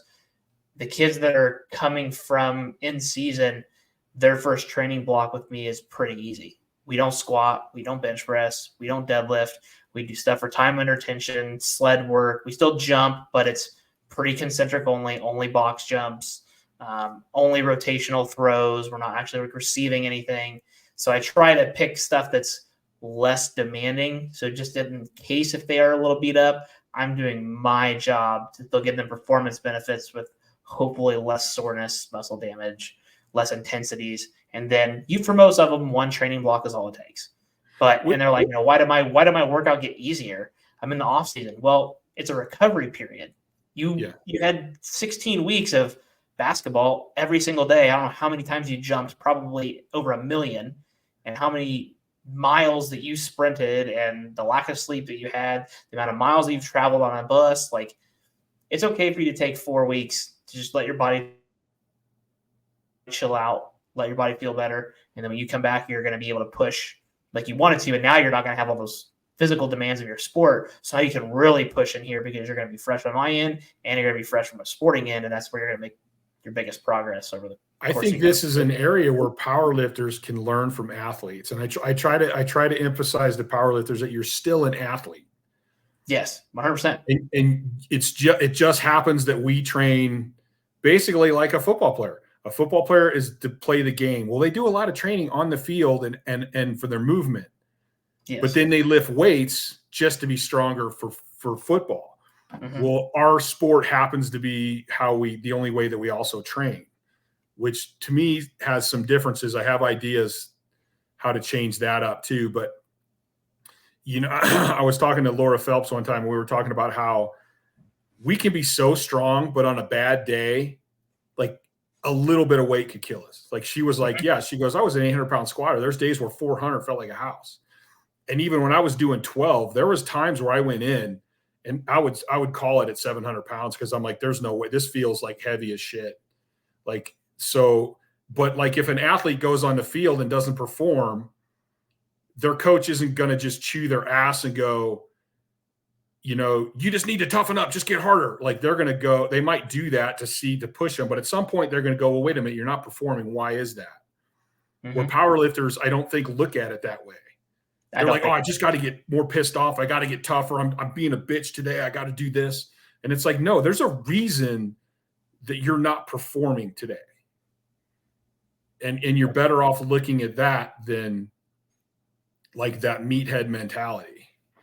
Yes. Yeah. I think Dave has done a good job of talking about this as well, is that, you walk in with the plan for the day, and once you get under 225 or 315, whatever it is, and you're like, that's not the plan for today. Yeah. Today's plan today is stop there, clean up technique, do some accessory work, and come back for the next training day like I'm supposed to, and live with it. And not beat yourself up about it and go, well, it's not me. It's not that I suck and all of a sudden I'm weak. You're just having a bad day. Like, it's not the end of the world. And I use RPE a fair amount, especially with my younger lifters, to teach them what weights are supposed to feel like. And when they have bad days, that's the other thing, is they try to make a bad day and push it anyways. Like, well, if the RPE was 7 and you're going to push to try to beat what we did last week, and, let's say last week was RP 6, you shouldn't push it so much to where your 7 becomes a 9. That defeats the point of what we had in place. And now you're actually digging yourself a ditch further than if you've been like, all right, I'm going to stay to the RPE, but today's 7 is actually less than last week's 6. That's okay. It's a 7 for the day, not for your all-time numbers that you've hit on that particular list. Yeah, it's about putting a 7 of effort into it. Yes. Not a specific weight. Right. Yes. And so as long as that's the hardest part, I think people have with RPE, is that it's based on the day, not what you've done. And it's okay if a 7 is worse than a 6 or an 8's worse than a 7. Like, it doesn't matter if that 8 feels like today's 8. That's today's 8. And that, I think, ultimately, the one thing the younger lifters do have now is, by using that, if they're honest with it, people are using more RPE. If you follow that, you can go longer without that quote unquote mandatory deload, so long as you follow it, because whoever's probably writing the training program is fluctuating your volumes and intensities with an idea to stretch this out so that you can train longer underneath those loads, backing off less frequently, which is then ultimately going to let you be stronger if you can stack those days together. But if you can't stack those days together, then your RPE is almost useless. At that point, in my opinion, you might as well just run a conjugate and have 2 days that you just blow the shit out of every lift and take every pound you can, and then let the back end of the week maybe not be a dynamic day, but just be built-in light days. And that way, it's kind of the same thing with dynamic training, I find too, because you probably see this too. You go on Instagram and you're like, dynamic day, and I go, that's not dynamic day, dude. That's fucking max effort. Mm-hmm. And like, because a couple of my online clients, Kabuki Strength offers a new True Rep or something. So it's a velocity meter, but it's like a monthly charge instead of having to come up with $5,000 to thousands of dollars for a regular meter. And so as some of my online clients, I'm like, listen, I'm not going to give you a weight on dynamic days anymore. I'm going to give you a number. I want you to hit 7 meters per second. So if it takes 225 that day, then do 225. If it takes 185, 185. I don't care what's on the bar. I care that you're going 100% maximal force and you're hitting this speed. Yep. And that's tough for a lot of people. because Yes. they want to look at the weight on the bar. And I go, it's not about the weight. It's about force production. It's about how fast you can go. Yes. Yep. We use that with our sport athletes, especially in season, the high schoolers, and we have a rep 1 unit, and that thing has been worth its weight in gold. Like it because it auto regulates for the kids for us. As long as they're putting in the effort, picking the loads, I give them, like you said, I give them the velocity range, whether it's 0.8 to 1.0 or 0.5 to 0.7, or if it's a clean, it might be 1.3 to 1.5. And as long as they're in there, I'm like, you can put the load on the bar until it hits those speeds. If it drops below, you either got to drop the weight or I'll give you one chance to move it faster. Yeah. And that's it. But it auto regulates their training for them. And when they're in season, if all we're after is force production, because again, it's just GPP. If you're hitting those numbers, I can guarantee you're going to get faster. You'll stay more explosive. You'll be more recovered. But it's when you start to deviate out of those, that's when stuff will happen. And the reason I'm giving you those numbers is I'm trying to make you the best that I can with the resources that I have. And I felt that the year that we've had our unit, it has worked. Like all of our kids have made noticeable progress. And I almost see it more when I watch them play versus like what I see in the weight room, because like you said, they can do more weight. That's not the problem. But watching them actually look fresh when they go to run or sprint or jump. And that's why they're there. They're there not to be powerlifters, or they're there to compete in their sport. Yep. But I think powerlifters need to think in that same way. Yes, I agree. I'm not here to be a lifter every day. I'm here to perform on meet day. Yeah. Did you go to Mike Tashir's presentation at Swiss? No. I do like Mike. I want to interview Mike at some point. So he actually talked about using the same unit that we had. I think it was one. Maybe he's using Virtue, whatever one he was using. But he talked about how he's built up basically his RPE profile through the velocities. And he said, this lift needs this velocity if I want to hit this RPE. So if his lifters have one of those units, or if they don't, whatever, he can say, I can tell you you're bench pressing and you're hitting this velocity for this many reps. This is going to be your RPE. Mm-hmm. So it was a very cool presentation to watch him use that with his own RPE system that he developed a long time ago. But how he's implemented that with powerlifting, I thought that's been very cool. I'm looking to. I have a rep 1 unit and I have a flex unit, and I'm still playing with the idea of using it on max effort days too. Oh yeah, yep. As a way to auto regulate. Of course, you're not going to be at 0.7. It's going to be like, hey, I want you at 0.15. Yep. But once you can't hit 0.15, you're done. That's it. Yep. As a way to to auto regulate them without, just an easier way, a more guaranteed way, I guess, to auto regulate. Yes. Yeah. And I think the guys at Kabuki and even, I can't remember the guy's name. I got his book around here somewhere. Where he does profiles and he'll start checking their velocities in their warm-ups. Oh, okay. To kind of regulate and go, hey, here's it's not going to be the best day for you, so we need to change things. Or, hey, you're doing great today. Let's kick it up. Let's keep going. Yeah.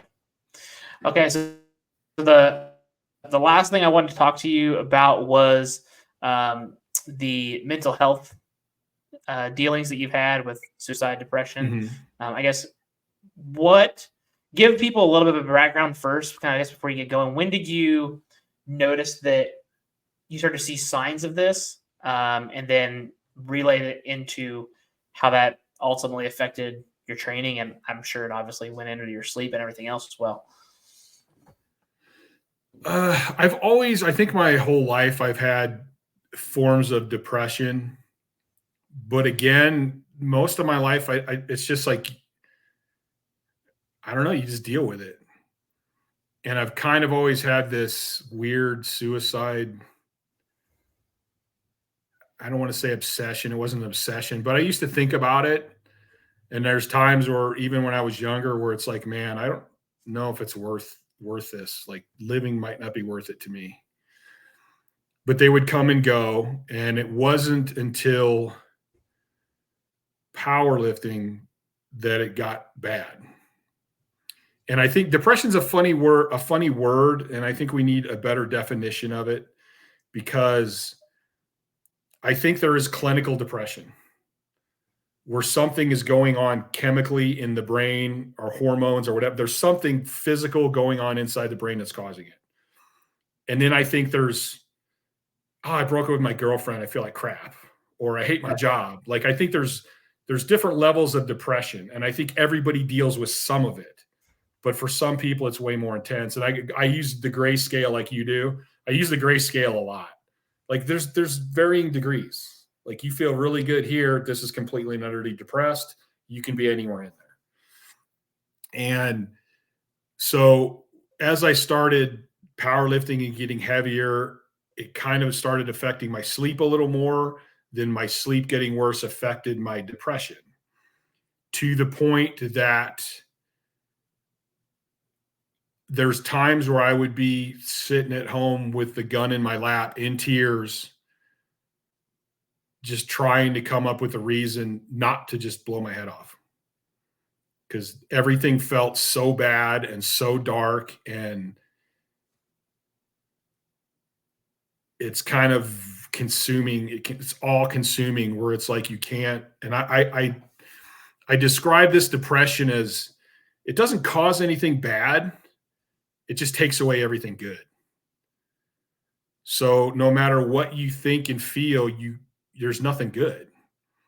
To the point that when my niece and nephew were little, I loved hanging out with my niece and nephew. And there would be times where I would be with them and I felt nothing. Like, I knew I loved them. I knew I cared about them, but I felt nothing. And feeling nothing is almost worse than feeling bad. And there was one time my sister called me up and she's like, "Hey, you need to come over. Your niece and nephew want to play with you." And I'm like, "Man, I'm not doing good. I'm not doing good, but you know what? I'll come over." Because I'm like, they're too little to understand Chad being depressed. Like, they don't know that. So I was one time I was out playing with him in the front yard, and my mom came out and she looked at me and she goes, "You're not good, are you?" I go, "No, I'm fucked up." I go, "But they can't understand that, so I'm here and I'm going to do the best I can." But I'd be sitting at home with a gun to my head, and my alarm would go off, and I'd be like, "All right, time to go train." And I would go train, and then I would come home and I'd be right back in the same place. There's times where I would go in and train and I wouldn't open my mouth. Like, even with my team, I would shake my head yes or no. So they'd be like, "Are we doing dynamic today?" And I'm like, because I was afraid that if I opened my mouth, I'd bust out in tears. But I had to do that. I'm don't know if I made myself this way or I'm wired this way, but if I have a goal, I'm going to go towards that goal no matter what. And eventually, like, the worst night, somehow I stopped myself from doing it, because I was running through a list in my head of my family, and basically justifying in my mind that they would be okay. Like, I'd get to my dad and I go, "My dad's a tough guy. It'll suck and it'll hurt, but he'll deal with it." And I finally got to my niece, and I'm like, "I can't do this. Like, this will change your whole life." And I sat down at my computer and I had my training log on Elite, and I wrote everything I was going through, stared at it for like 2 hours, and then finally went, "Fuck it," hit enter and went to bed. And that was kind of a big point for me, because I was like, "Chad, either shit or get off the pot. Pull the goddamn trigger or get the hell, figure this out and get away from it." And that was one of the best things, was for me to just write it and throw it out there. And the next morning, I'm like, "Fuck, I screwed up, man." I go, "My sponsors are going to drop me. People are going to think I'm crazy. Like, that was a mistake." And the phone rang, and it was one of my sponsors. And he goes, "You got the biggest balls of anyone I've ever met in my life." He's like, "That was awesome." And then kind of started telling me his story. And all of a sudden I start getting all these messages. And it was all positive. I don't remember getting one bad message. And so that helped in a way, because it kind of, what I was going through, it gave it a purpose. Mm-hmm. And it kind of gave me a purpose to like, listen, I can talk about this. People can't talk about this, but I can. So I should. And that was kind of where we started to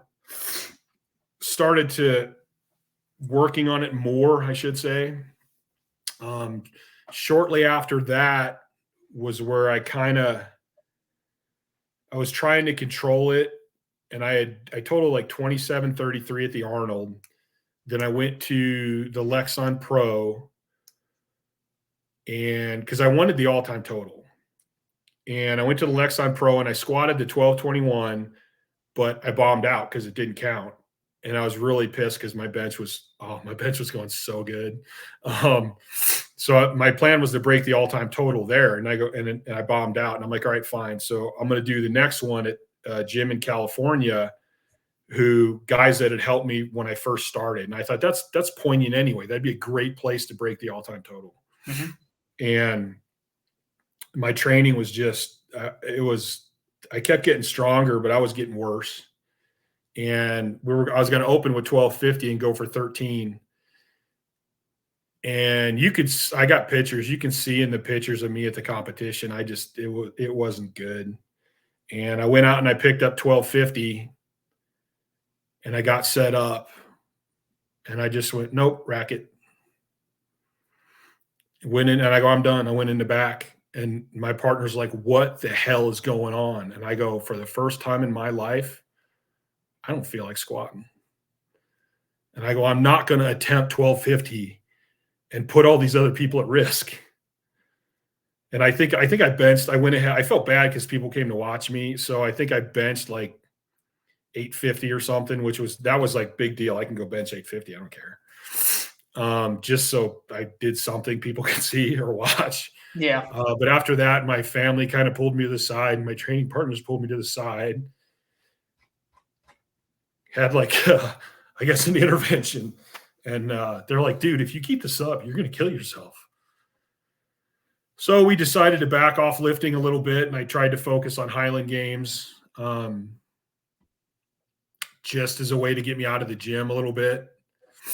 And it kind of worked. I still ended up doing too much. And after that, it was just backed off, started feeling a little better. And then I'd come back to the gym and I'm like, all right, I'm going to do a bench meet. And I got my bench up to like, I hit 920 off a 2-board, which was usually my opener. So like a week later, I did 900 as my opener and I let it come up a little bit and basically did a jam with it, tore the crap out of my tricep.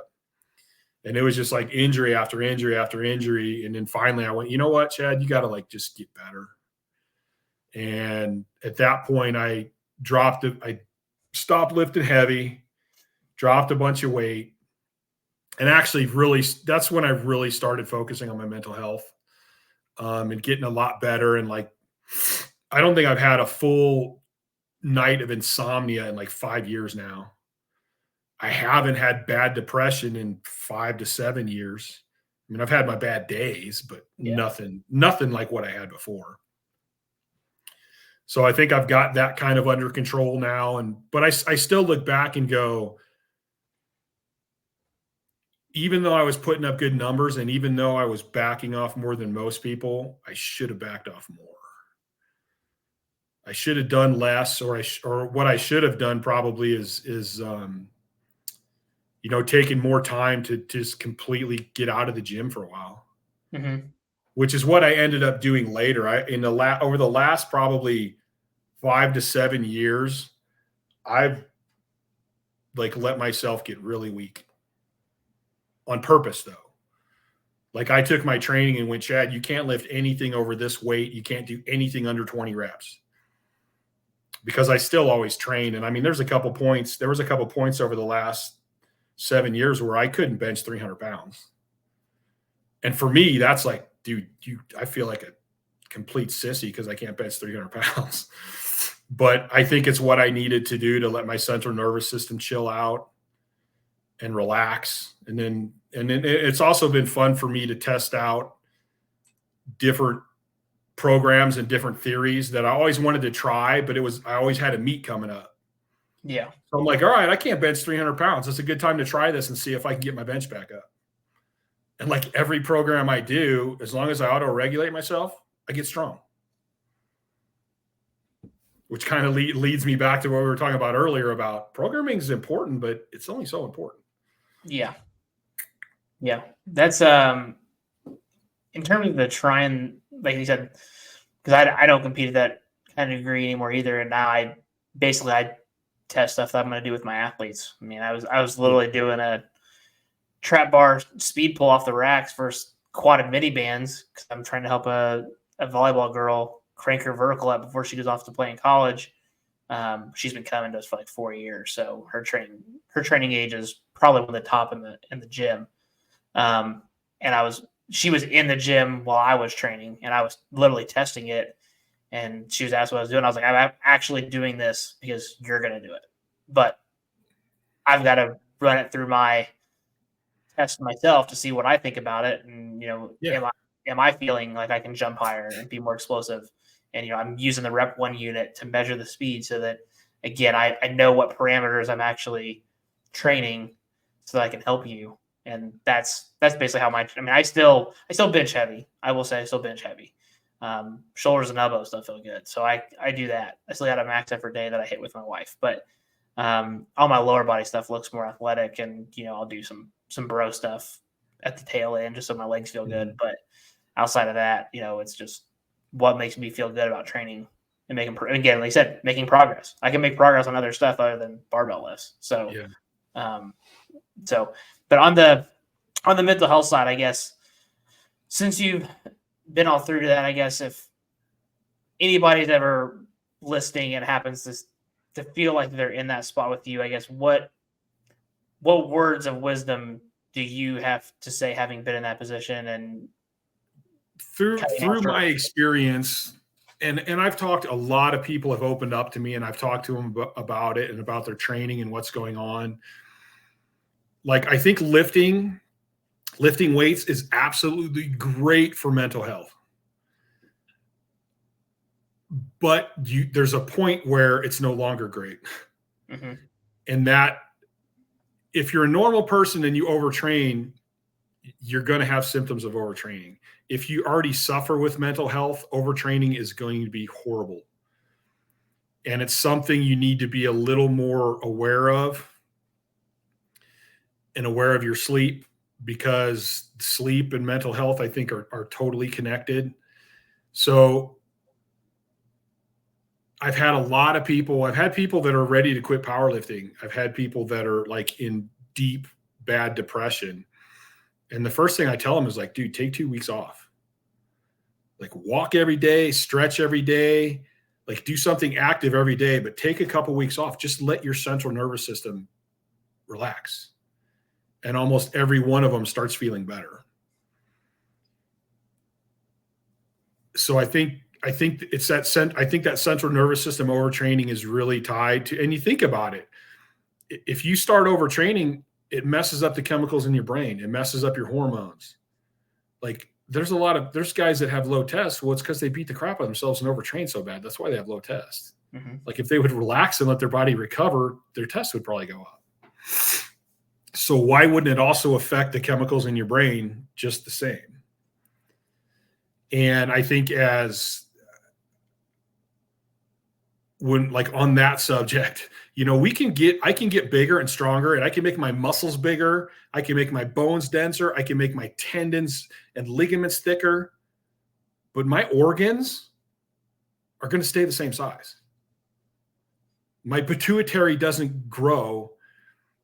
My testicles don't grow. Like, my organs, all the things that regulate my recovery, they don't grow with my strength and everything else. So the stronger you get, the bigger you get, the more stress you're putting on all them organs and the part of your body that actually does your recovery. So that alone, from a very simple and very logical standpoint, tells me that the bigger and stronger I get, the more time my body is going to need to recover that increased muscle mass, keeping that bone density up, keeping them tendons up.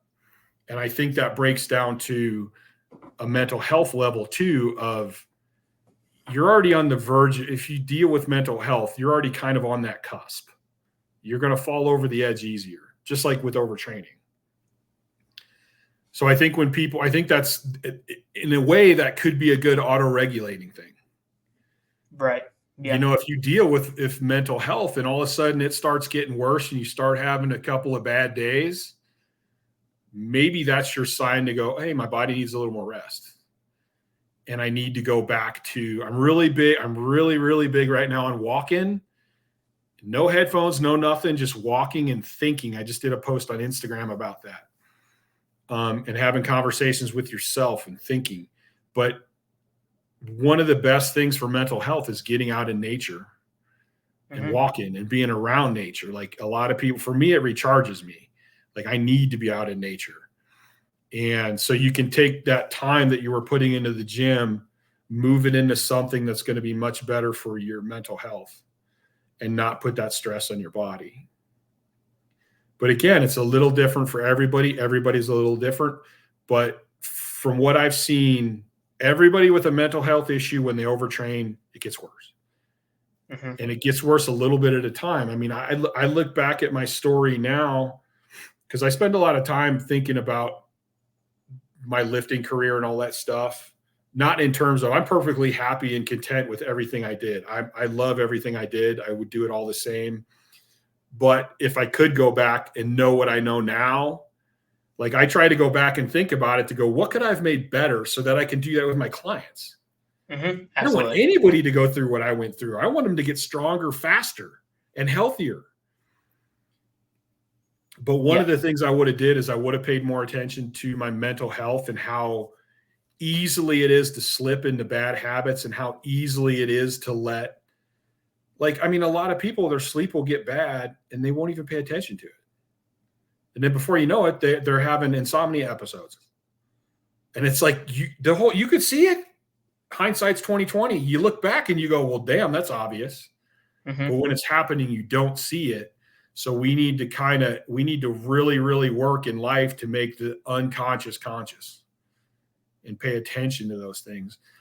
And if you know you have a pension and you have deal with mental health, you need to be a little more aware. Maybe it's not fair in life, but so what? That's life. That's what it is. And if you pay attention to it and listen to it, it can actually become a gift for you.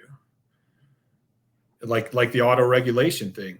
Like, I mean, now there's no way. That's one of the things I do that's interesting with my training now is I'm getting way better at auto-regulating. And if things start going a little awry, I'm like, so what? Who cares? Don't lift today. Big deal. Whatever. And the funny part is I haven't been as strong as I was in my past, but I'm also 52. So how strong could I, if I would have done this in my younger years, how strong could I have gotten? Who knows? I mean, I squatted 1173 with shitty sleep and a torn hamstring. Like, what if I was healthy? What could I have done? Right. Yeah. But it's, you keep, like right now, because I almost intentionally let myself get weak to test myself if I can build it back up again. And then I have like weird goals. Right now, one of my goals is to bench 315 for 20 reps. I have no idea why. It just popped in my head one day. We're like, I'd like to hit 315 for 20 again. So that's what I'm going to work towards. And it's funny how little I actually have to train to do that. Right. I think a lot of people would think that you've got to train 4 days a week to do that. But at the same time, like if you look at your what I would say your base level of strength, like when you're at your strongest, you built such a massive base level of strength to even get there that even when you let yourself detrain, your base is already so big that when you just go to implement, let's say 2 days a week to improve that, your body has been through all this before. It's like, oh, we've done this before. Now you're just doing it for repetition. So you might have some, some different aerobic pieces that you have to kind of tie in there to be able to do that. Or, your triceps might have to have more endurance than the general strength that they used to. But for the most part, when you were at your peak, you could have done that. So it's nothing new to your body to have to do this again. Just you're going to have some different hurdles because, you're not as young. So you've got to monitor recovery. But like you said, your recovery wasn't 100% then. So if it's better now, maybe it goes even smoother than what it did. I mean, but yeah. And I've already got in my head, I want to hit this number and then I want to do an article for Elite on it. Because I'm almost intentionally leaning away from things I've done in the past. Yeah. So I don't have a program right now. Like I'm literally going week by week. I decide what I want to do. But what I'm really listening to is my body. So I may hit say I hit 315 for 12. Then I hit 315 for 13. Then the next week I hit 315 for 8. I'm like, okay, that's my body telling me that it's not keeping up. Yeah. So I'll be like, all right, I'll just skip a week. I'll do GPP for the next 2 weeks. And then I'll come back and I'll do another and I'll be up another rep. And it's really weird to just and it's hard for me because I still have that blue collar mentality, but I see this as a mental challenge and making myself mentally stronger to go, yeah. I know, Chad, you're worried that you're going to get weaker because you didn't train bench for 2 weeks. Just shut up. Just shut up and see what happens. And then I do it and I get stronger.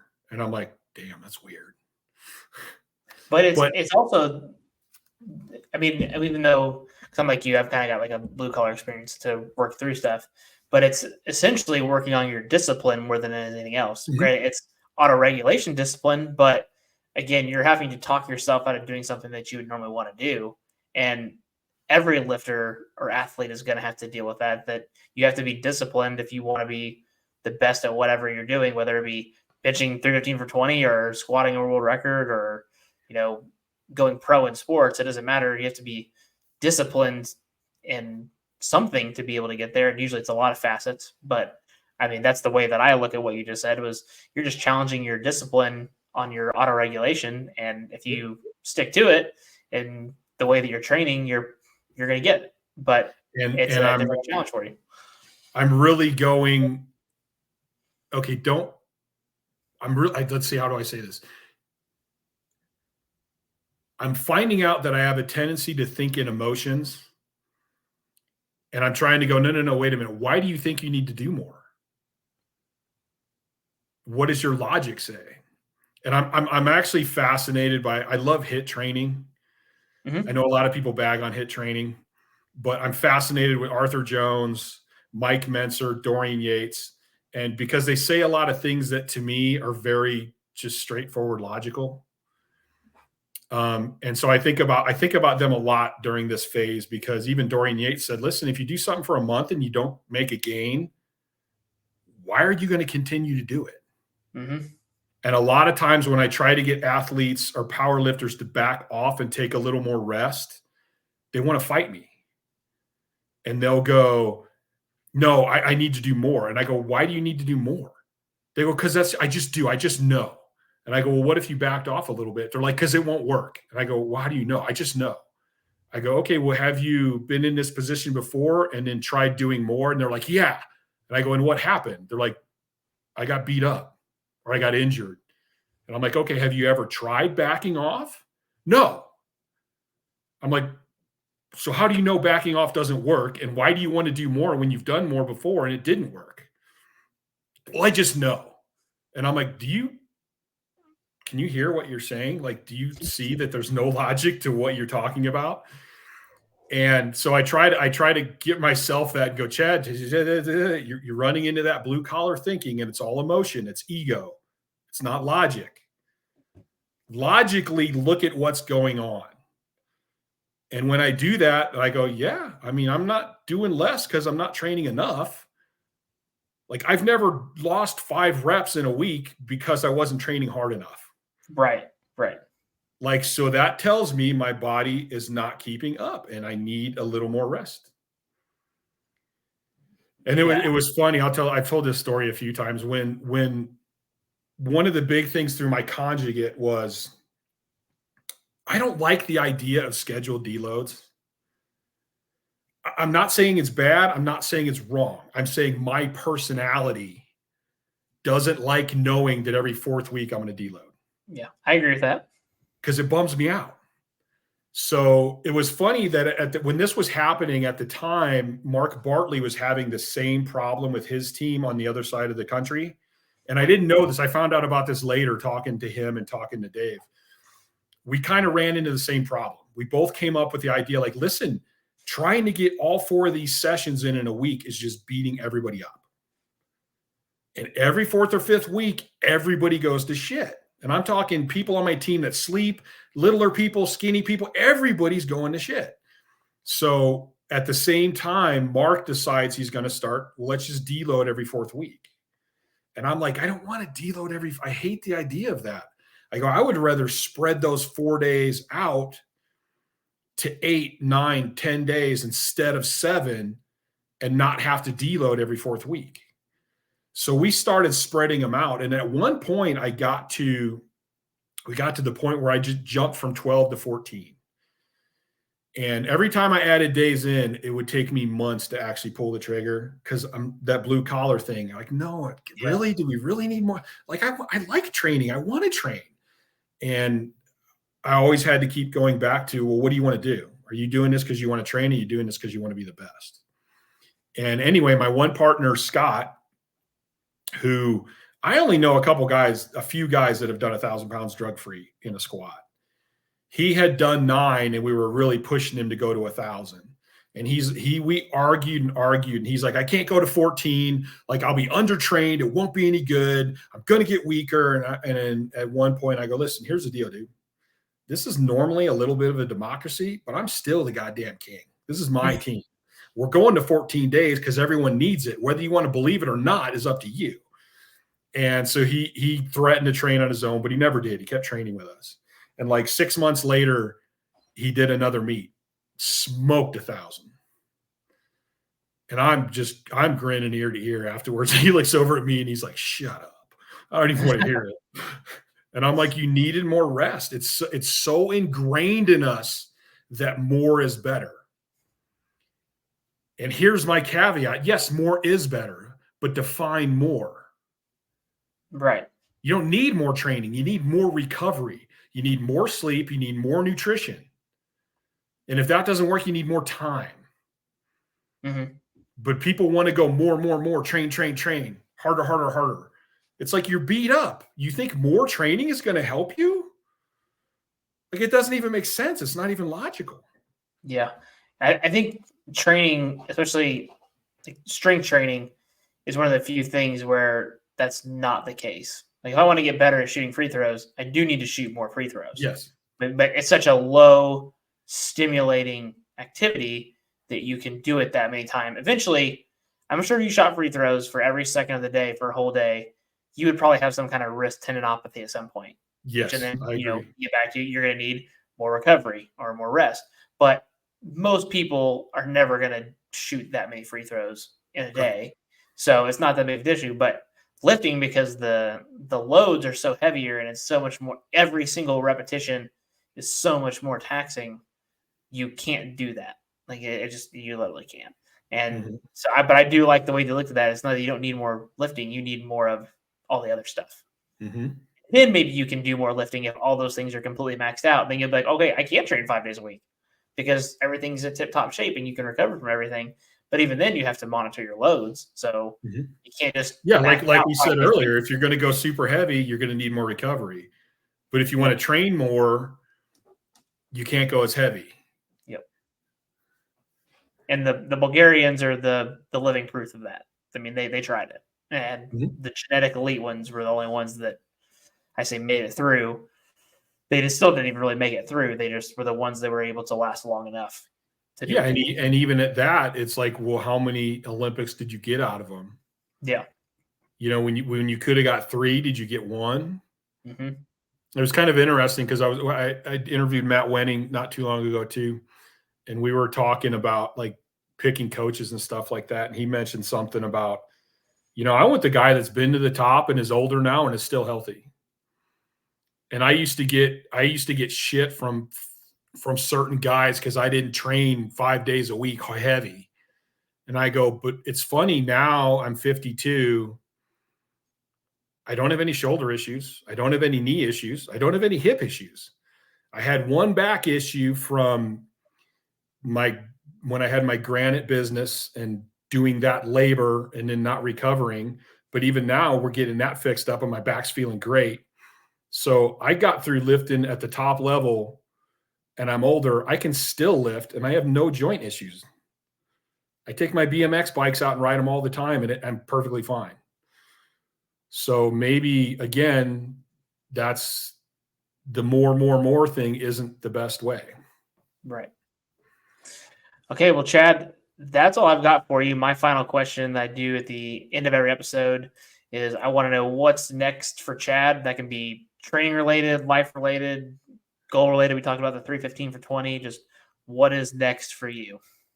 In the gym, it's a 315 for 20. Then I might play around with, I got a couple of the new band shirts, which are ridiculous, but fun as hell. Mm-hmm. So I might try to play with one of those. I'm currently working on purchasing some land in a small town outside of Vegas because I want to build basically a big barn dominium because I want to expand my gym and I want to expand the podcast and grow everything. And I want to set up a facility where I can have people fly in and they can fly into Vegas cheap and do like weekend seminars, or I would love to have eventually I would like to have people like you come out and go, hey, we're going to have Brandon and so-and-so and so-and-so for this weekend here.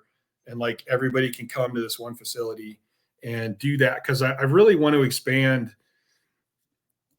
Like, I feel like I have so much knowledge and I learned so much that I want to be a positive influence and help change lifting and just get more out there and help people be successful. And I still want to push the mental health stuff. And so I'd like to write a couple books. I'd like to keep growing the online business and maybe get an app out at some point and just grow it. But right now, get the barn dominium done, actually get me set up. Like, this is actually my kitchen right here. This is where I do my podcast.